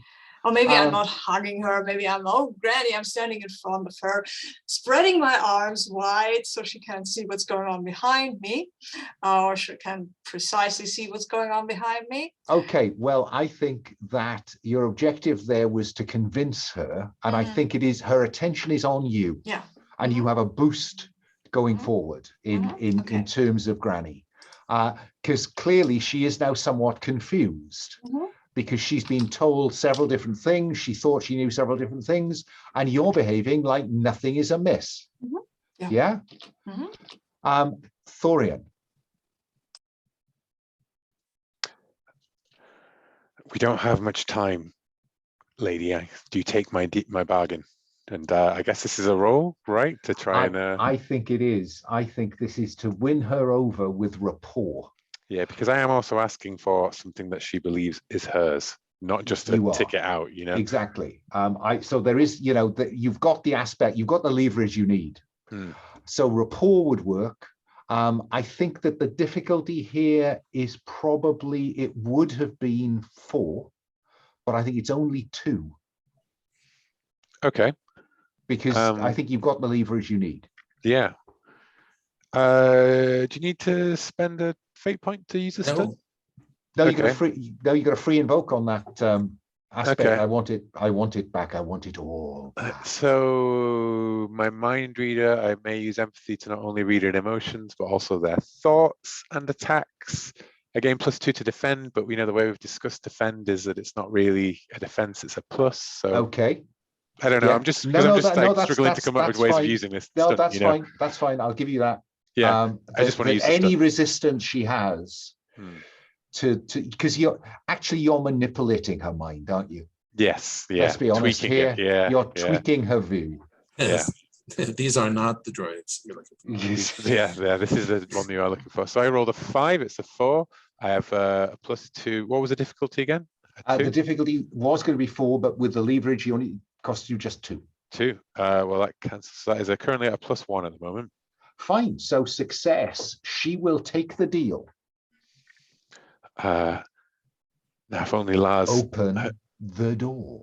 Now, if only Lars had Lars.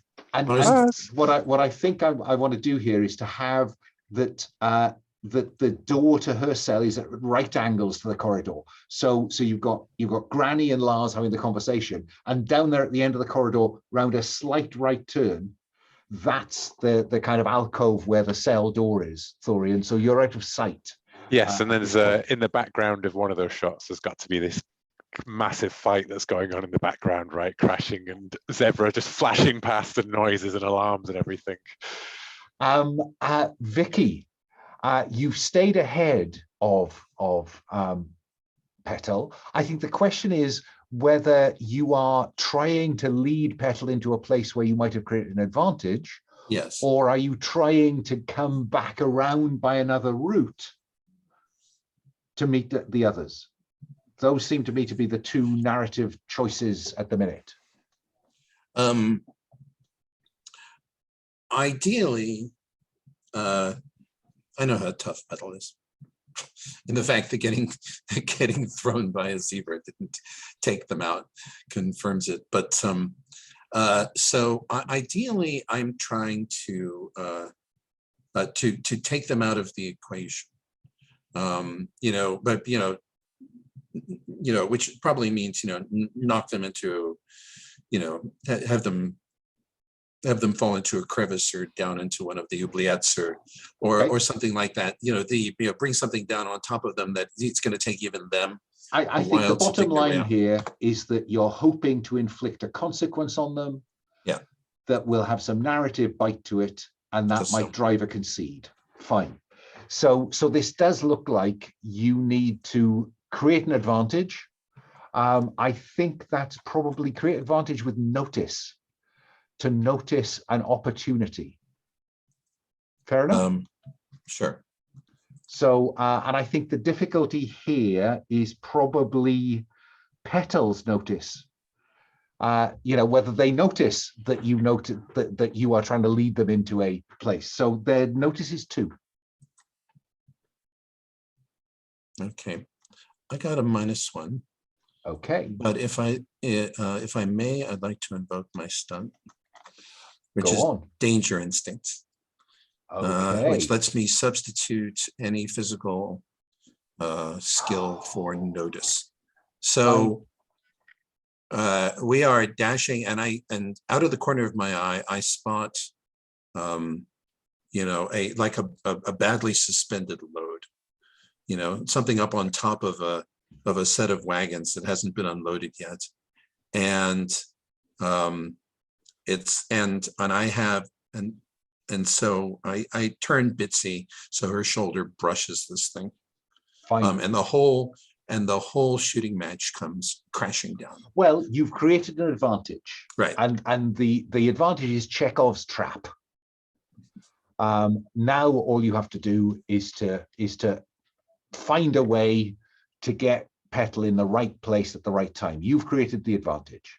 So this is in place. You have a free invoke on it. What are you going to do? It sounds like you want to use ride to trigger the trap.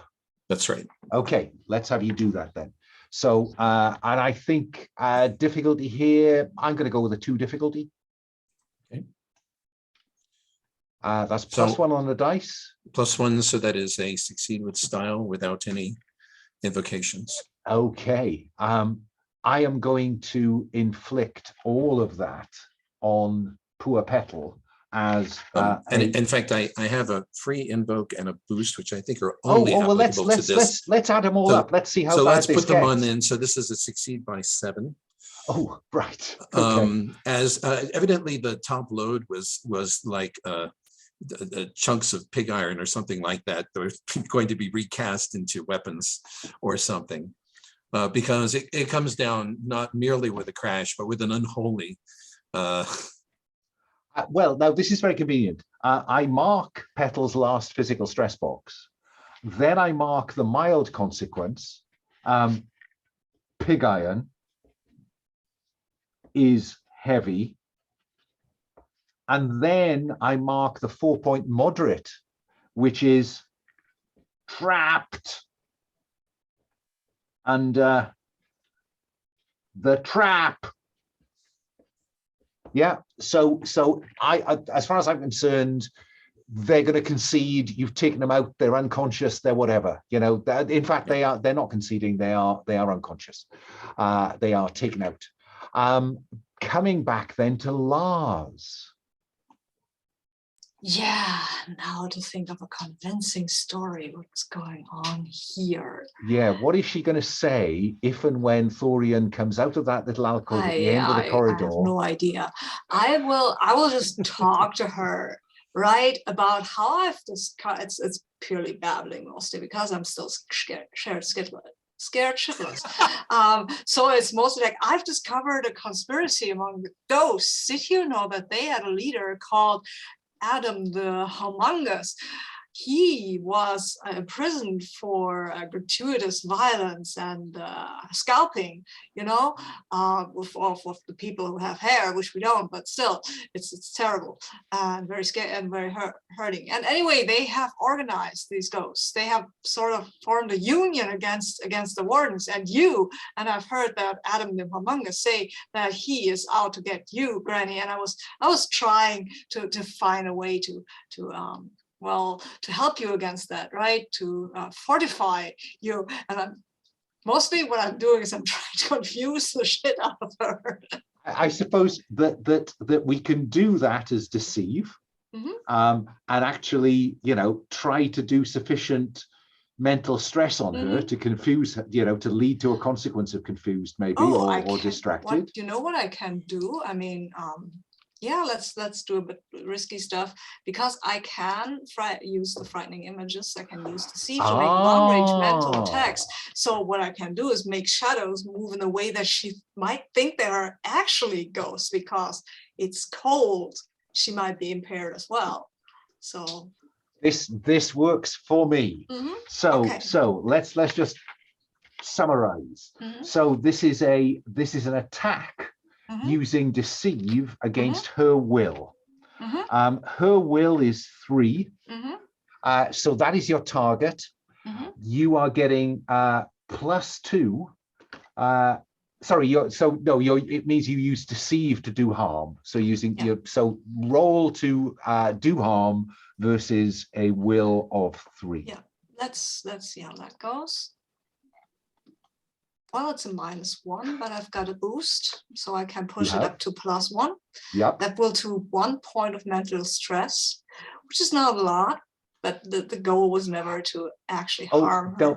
Remember that you are -1, your boost gets you to +1 versus her 3 will is still not, you're still 1 versus 3. Deceive of 3.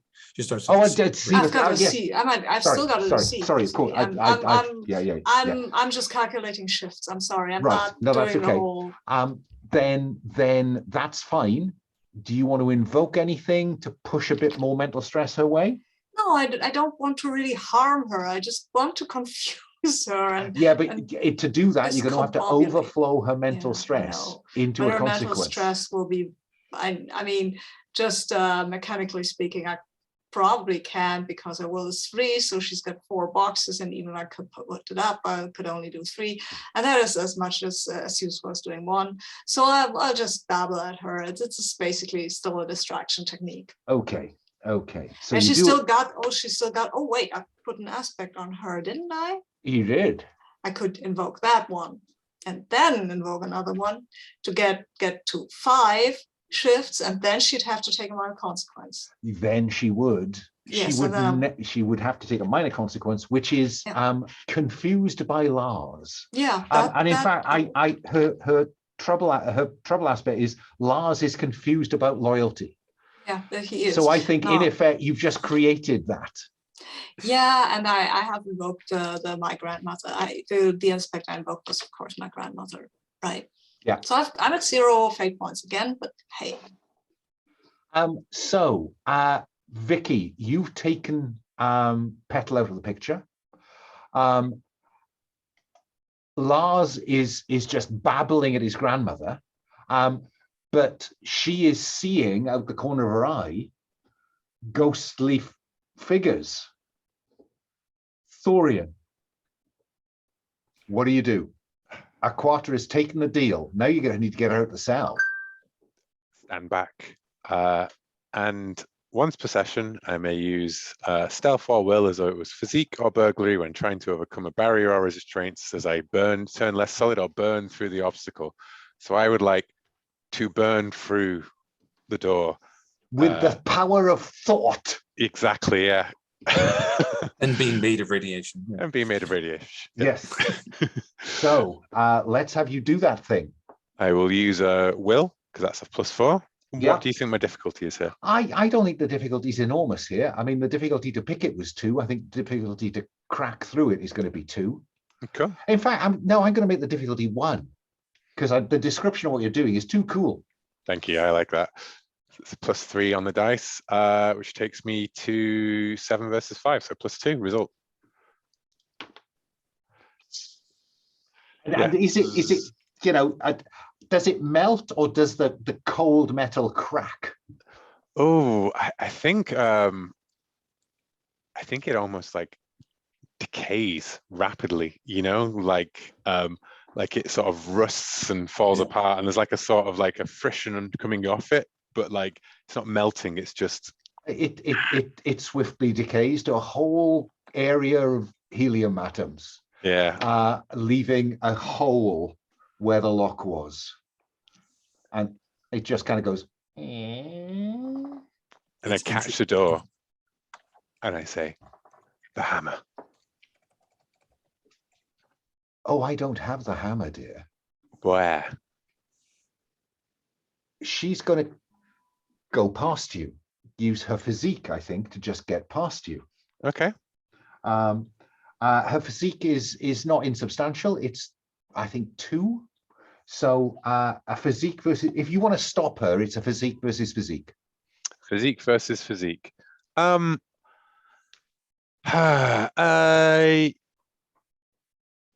Yes. I'll go for it. Okay. Why not? Do that thing. And she crushes me. She steps out into the corridor where, unsurprisingly, Lars, as your grandmother looks over your shoulder, she sees Aquata, the lady of the icequake tundra, step into the corridor. And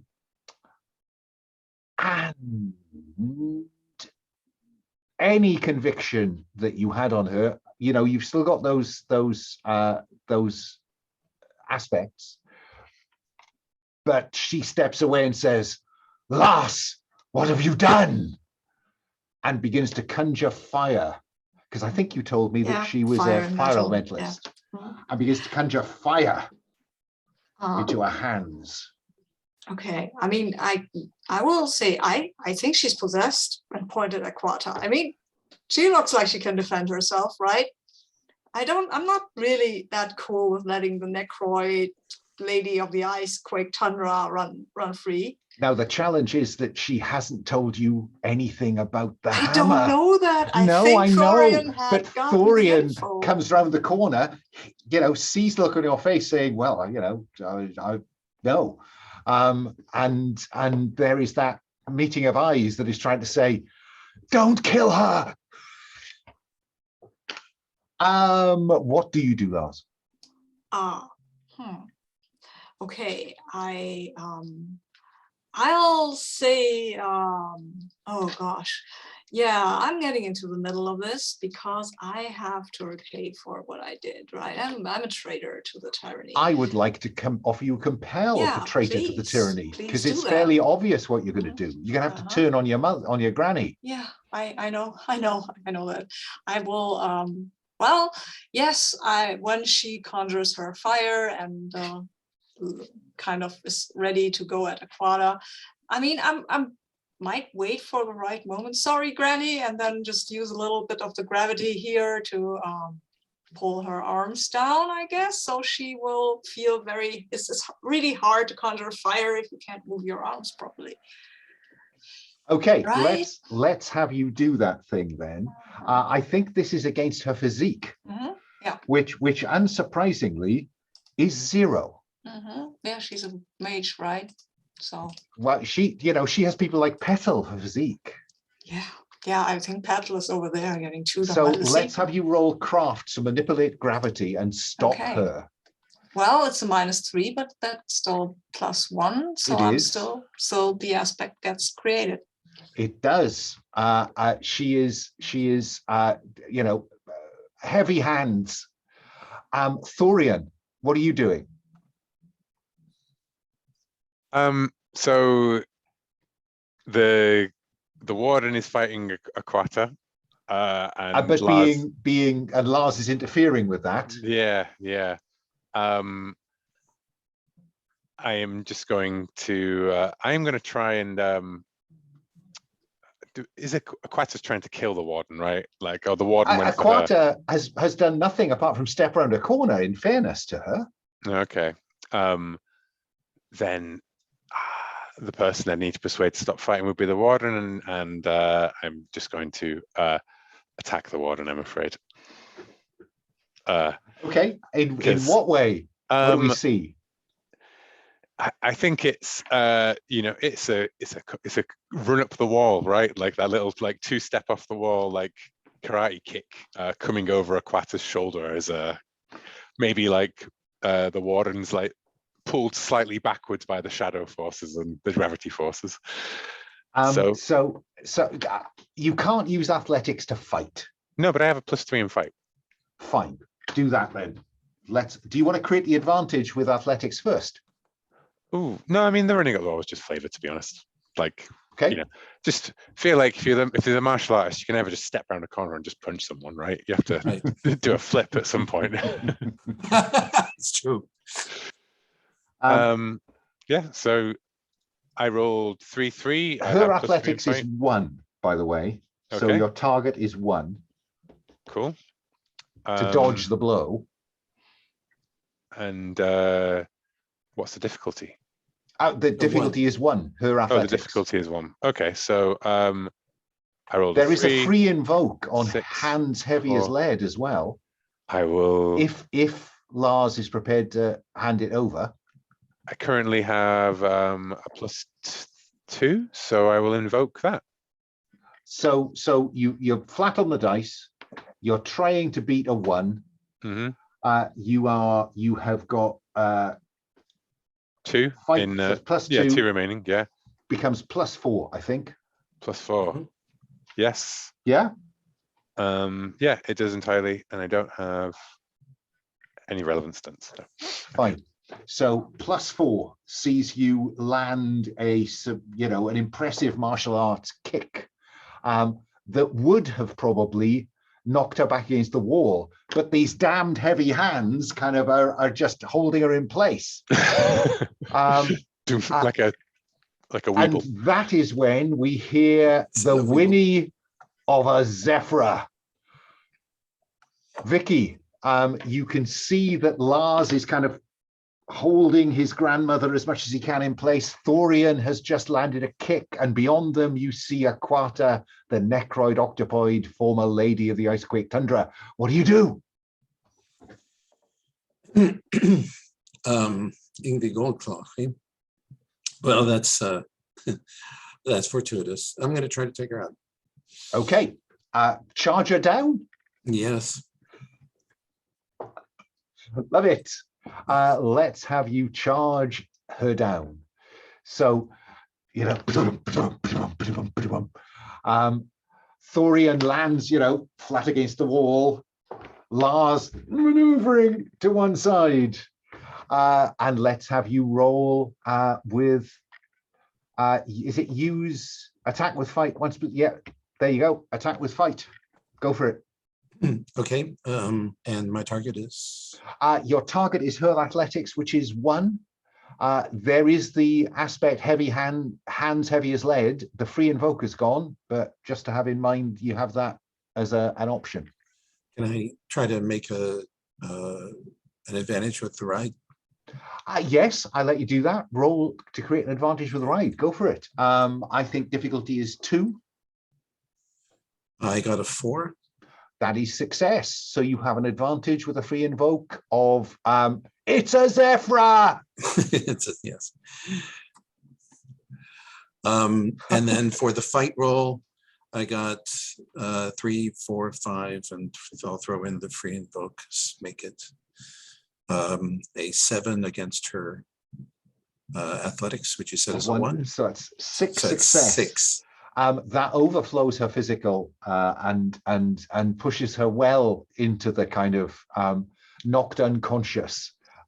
She is taken out, and you know, she rolls over and her hands go bang onto the ground. And it is simply a question of how are you going to get out, or are you going to try and pin Aquata down, Thorian? I mean, we've got a massive Zhevra. So is this provoke against? Yes, feel free to invoke the Zhevra. Yeah, I don't have but aspects are always true, aren't they? So like, I don't need to invoke. I just don't get the. I don't have any I don't have any fate points. I'm gonna say to her, there's only one way out of the pit, and it's behind that beast. Tell us where the hammer is. Okay. Join us. Let's have you roll. That sounds like provoke to me. It does. Oh God, no one has anything in provoke at all.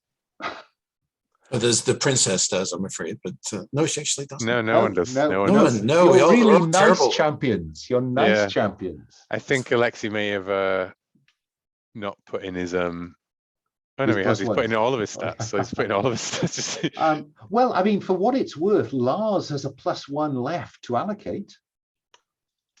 I don't know if he's the kind of provoking guy, though. Not really. I don't really. I mean, I don't really see him being better at provoking people than, say, Vikki. But you know what? I actually think that this is not really. It's not provoke. You know, if I need to rephrase it slightly as like, because I think I am telling the truth here. Yeah. I am sincere and trust and in goodwill, because I am saying this is the way out, not the other ways. Rapport. Neither of the other two have rapport to help you with that, but yeah, you've got the +2 against her will, which I think I said was 2. Okay. So, I rolled a 5. That's a +1 then overall. That's +1. Yeah. We're at half past the hour. I think that I don't really need you to be fighting through the hub. I think what I'm inclined to do is to say that as you are we screen wipe to the hub where there is chaos, where Zhevra, has kind of charged through. There's all kinds of stuff going on. Lars. I have a question. Did Go she on. tell us where the hammer is? No. So what are we doing then? We are not taking her, right? Well, We she's can. prepared to come with you. Are we prepared to take her if she isn't Okay, telling us okay. where the No, hammer fair is? enough, I mean, fair enough. If she could tell us, like- Thorian retcons the deal, Yeah. the deal becomes we don't put you back in the cage. We let you go free. You find your own way out, and all you have to do is to tell us where the hammer is. I mean, I always just say that, like, we make our escape together and then she's on a road, basically. Like, I was just saying that it I just just says that, think- like, the hammer's with the hammer. I just think Lars is having some slight concern about helping Aquata get out. yeah, I mean, if we're not getting anything for it, like the information, then she will tell you. She Yeah, will that- tell you. then I 'Cause that don't was- think that was the why deal, would we right? take That was her? that was I my thought goodwill that- of saying that, like, And- we need to know that we can trust you. We're fulfilling our end of the bargain. Yeah. Goodwill. And a tentacle just warms itself on the glow, Thorian. And she says, it was mine, and then he took it. Why do you think they call him the Cudgel Lord? Dun, dun, dun. Yes. Nice. It is in the possession of the Cudgel Lord of the North, Lord of the Icequake Tundra. Yeah. I'm not particularly interested in playing the route out. I simply want to know what we see on screen, if I'm honest. One So, of the things Vikki. so one of the things Vikki does is pick up Ingvi. Oh, right. And in response to a look from, probably from Lars, she says, this is our ticket out. No one's going to try anything too terrible if they might hurt the warden. Oh, wow. Lars, I feel the need to compel Thank you. Compel. my grandmother Ingvi Goldclaw. Are you prepared? I mean, I know you've turned against her and everything she stands for, but are you prepared to have her threatened and used as a dragon folk shield? No, you're not doing that, Vikki. That's my grandmother. We just leave her. Just leave her. So take a fate point, Lars. Mhm. That plan is not going to fly, Vikki. Vikki gives Lars a long look and then she goes, all right, Thank you. Lars, but it what's would your have been the alter- easiest way out.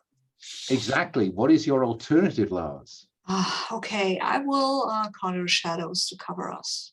Aha. I mean, that will be easier, I think, than try. No, yes, I'll try to do that. And yeah, just conjure shadows to cloak us from being seen.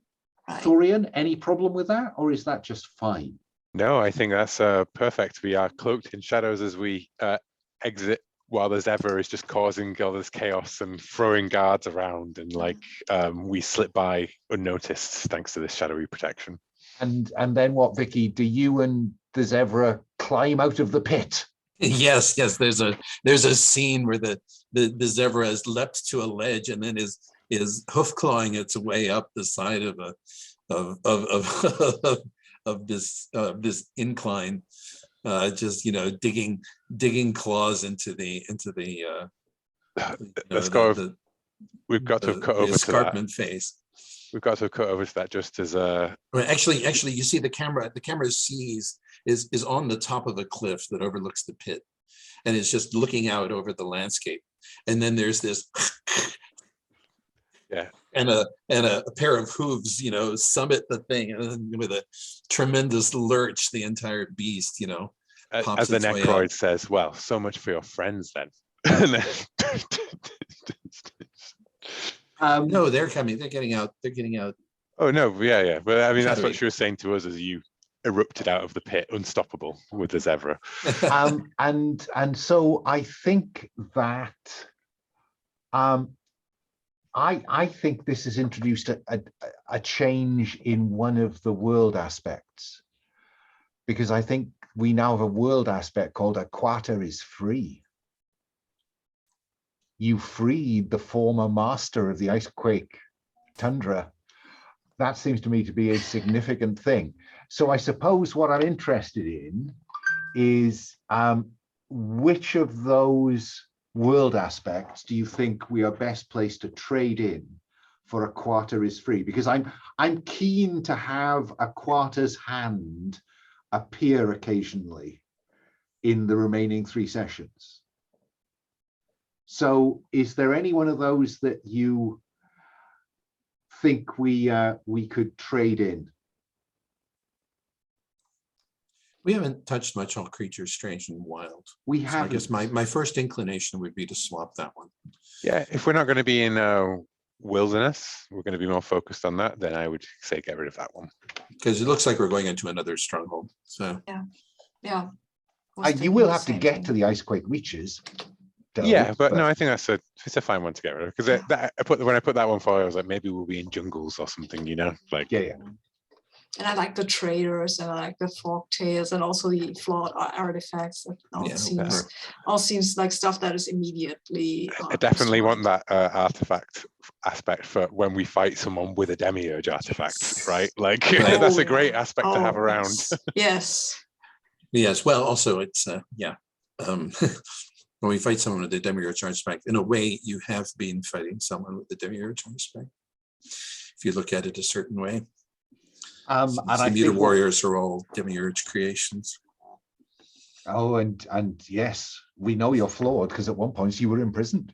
And I think a quarter takes off her prison shirt, wraps it round her head, turban-like, and turns to you and says, "Then I'll await news, my dears," and walks off into the desert.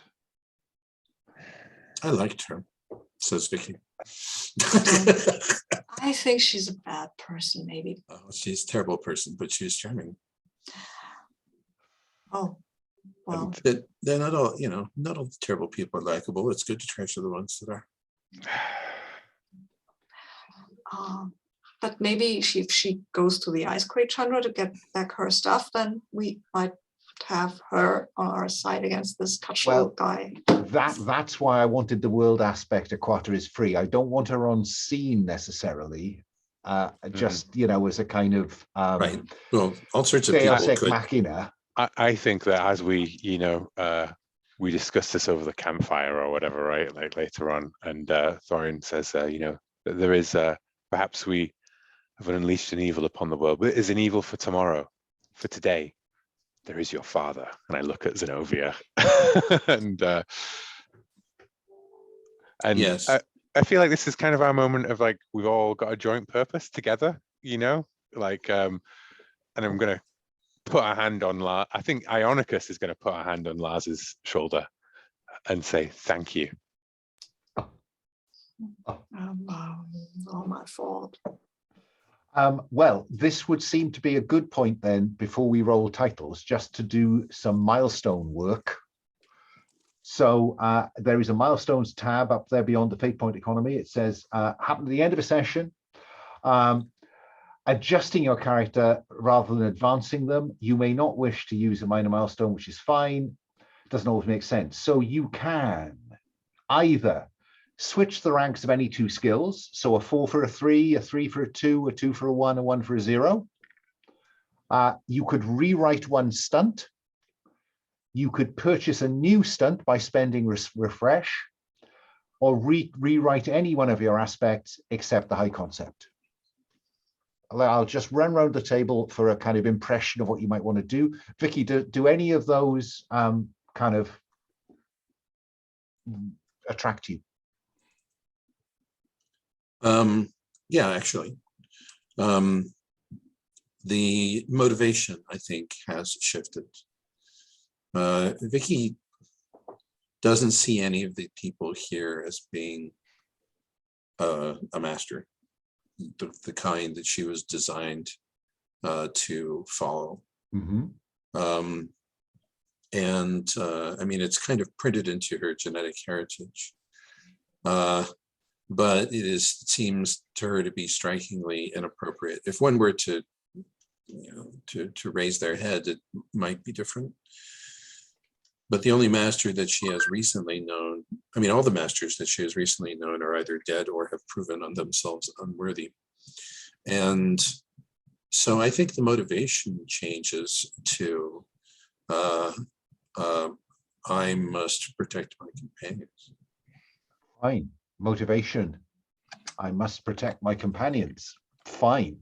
What about Sabine? Any thought about Lars? Any of those milestones? Yeah, two actually. I mean, the motivation traitor to the tourney, that was a good starting point, but I think I'd move beyond traitor to the tourney, or maybe that's no, that is the motivation aspect. That would be more like I have to make the world a better place or something. Or I could exchange the background, because I don't think that, but I could still use her name, and Of course still you could. would still be useful. So I think I'll change the motivation as well. And it's basically to help right the wrongs I supported for a long time. Fine. And what about you, Will? What are we thinking about Thorian? Any of those you want to tinker with? I might change a champion of life with the face of death into something, but I'm not sure what to do. Because I think you can invoke a lot of, I'm trying to think of something to do with the fact that we must free my people. I tell you what, can I exchange motivation, only empathy can beat entropy? Because I like that one. Replace my free aspect with that, and then change my motivation to free my people from free my people's energies. Do you know? Motivation needs to be a bit two-edged. Okay. So I'd go with something like that said. I mean, you just compelled me with free my people in this last session. Yeah, I'm just trying to put more oomph in it. So free my people above all else. Because that gives it real oomph. Yeah, I'll tell you what, I'll hold on to it. I'll think about hang on. What about my people or my friends? Question mark. My people or the world.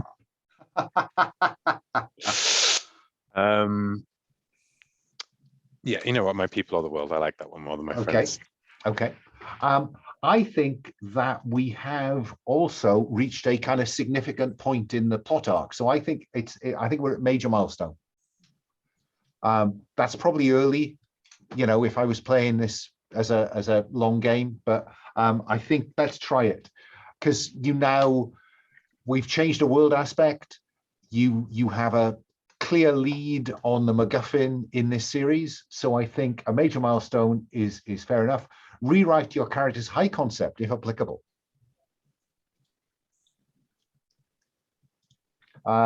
You could do all of these. Any moderate or severe consequences not yet in recovery, begin the recovery process, rename them. Any that were already in recovery may now be cleared. So if you've got a consequence, just put bracket wreck next to it. There's a tick box. Oh, is there? Gee whiz. Yeah, so there is. Fancy me thinking about that. And then forgetting about it.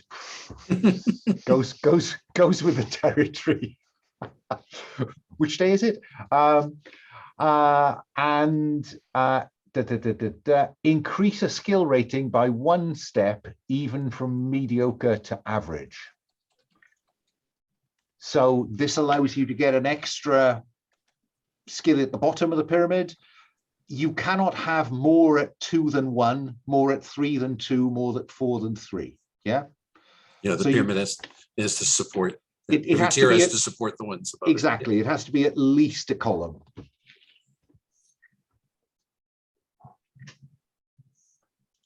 And that my recollection is that means the only way to start the process is probably to have another +1.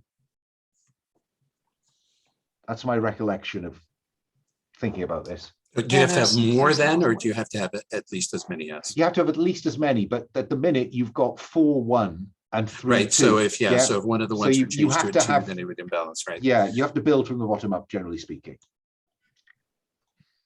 Couldn't you have a 3 3s?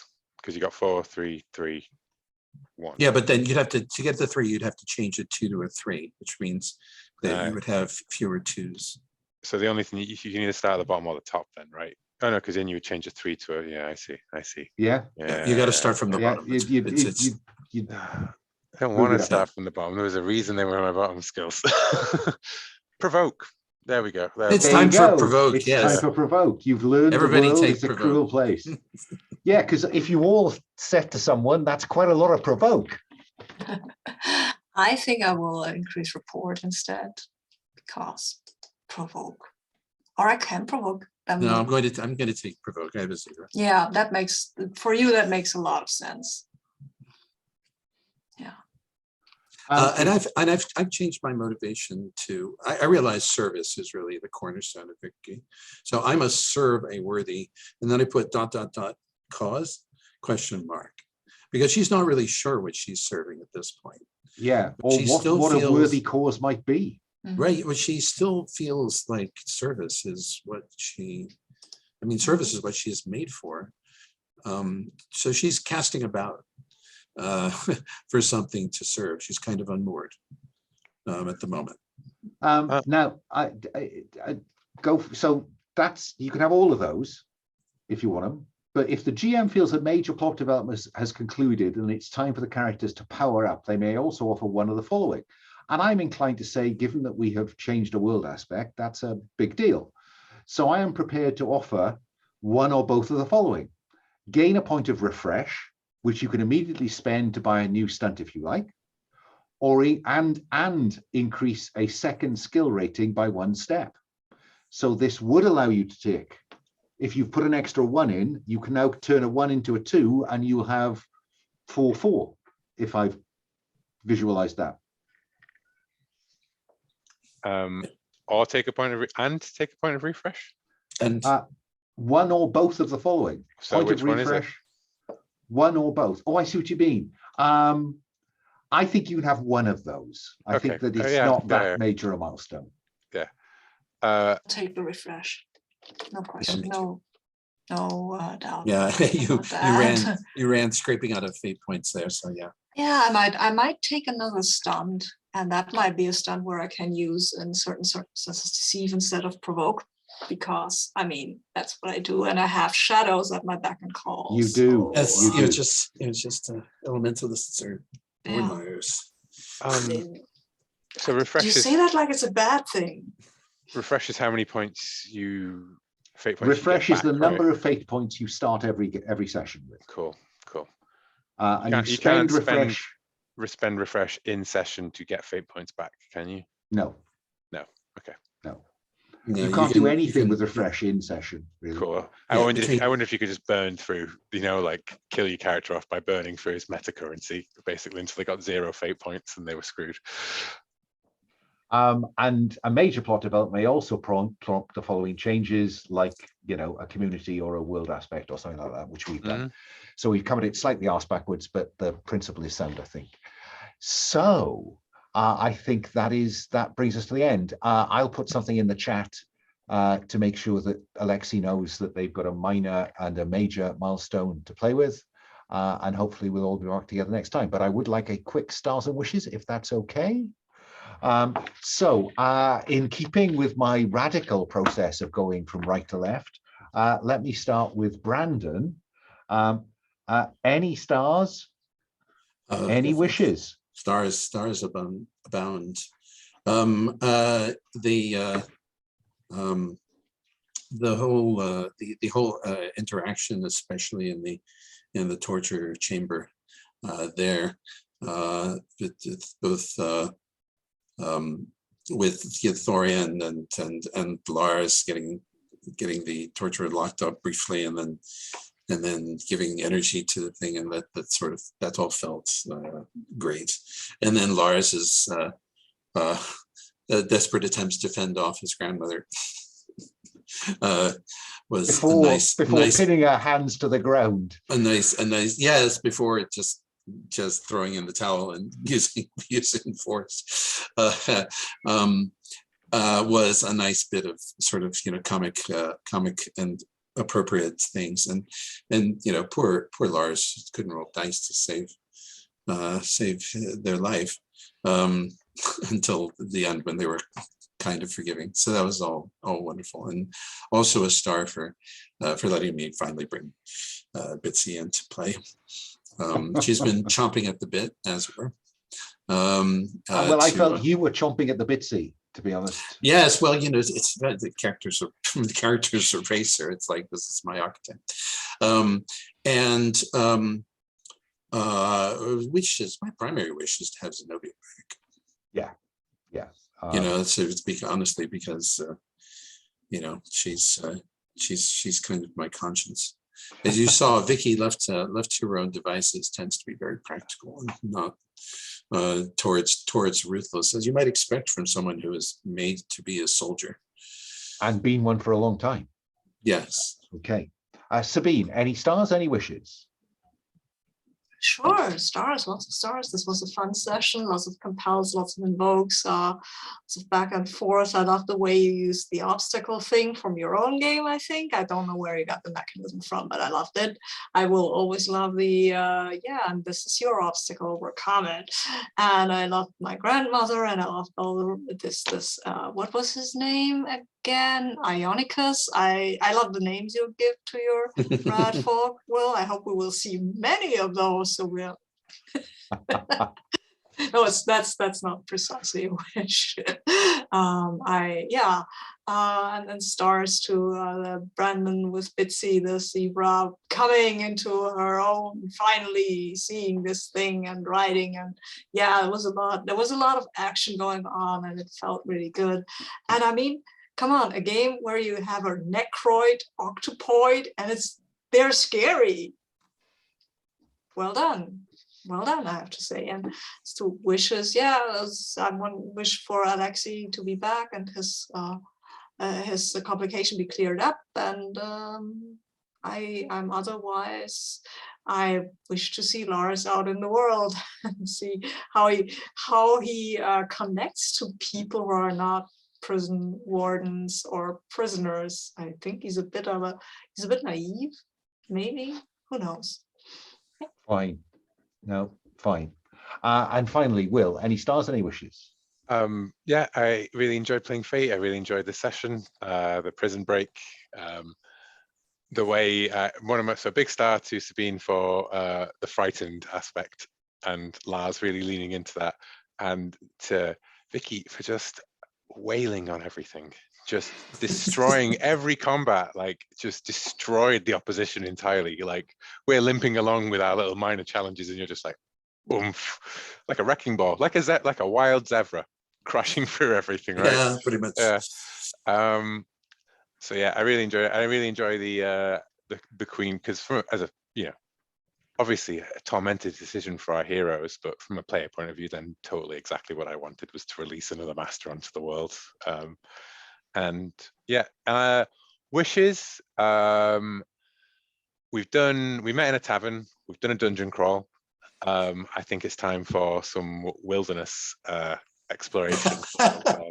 The three corners of D&D, basically.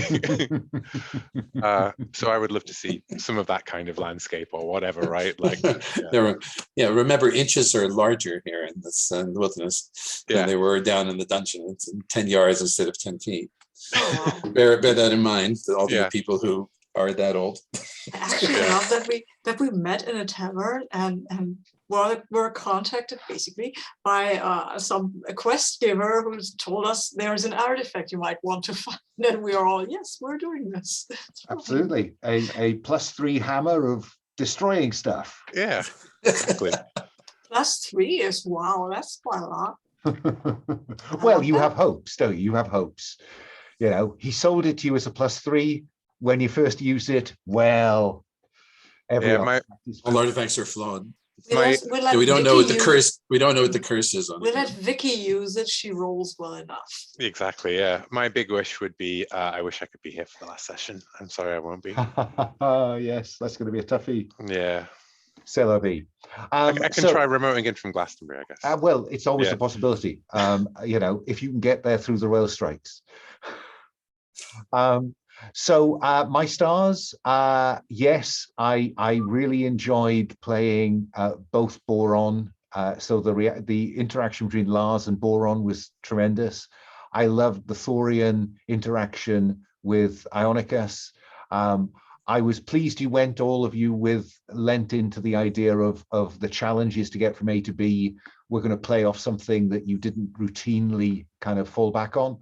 So I really enjoyed Vikki having a conversation with Zenobia and the big reveal that you have been imprisoned in the pit of pain before. And yeah, I really enjoyed Aquata. I was so pleased you decided to go after her rather than just leaving. That would have been a very deep blow. So thank you for that. Wishes for next time. Yeah, I think a bit of wilderness applies. The other thing you need to think about, I think, is somewhere, and I can't, oh yes, there it is. I'm moving, overthrowing a master up the tab order. Which is basically what the rule book has in terms of approaches for rebels. How do you succeed as rebels? And it kind of lays out 4 phases, and I'm kind of imagining working through those phases across the next 2 sessions, and then maybe, depending on how time goes, in our 5th session, sadly, you know, without Thorian will, then, you know, doing something, because the whole idea of overthrowing the Cudgel Lord is going to be about getting the cudgel. I got it wrong. It's the penultimate session. I forgot. Oh, well, I forgot there was 5 Thursdays. Well, then that's actually, in a funny way, perfect. more satisfying. Yeah, definitely. Yeah. Yeah. So what I'm imagining is working through trying to test these rules for rebellion, and then having a climactic something in session 5. Okay. So have a look at those between now and next time, just so or maybe have a chat in the chat. Yeah. But for now, I think I will stop the recording. So bye-bye, internet.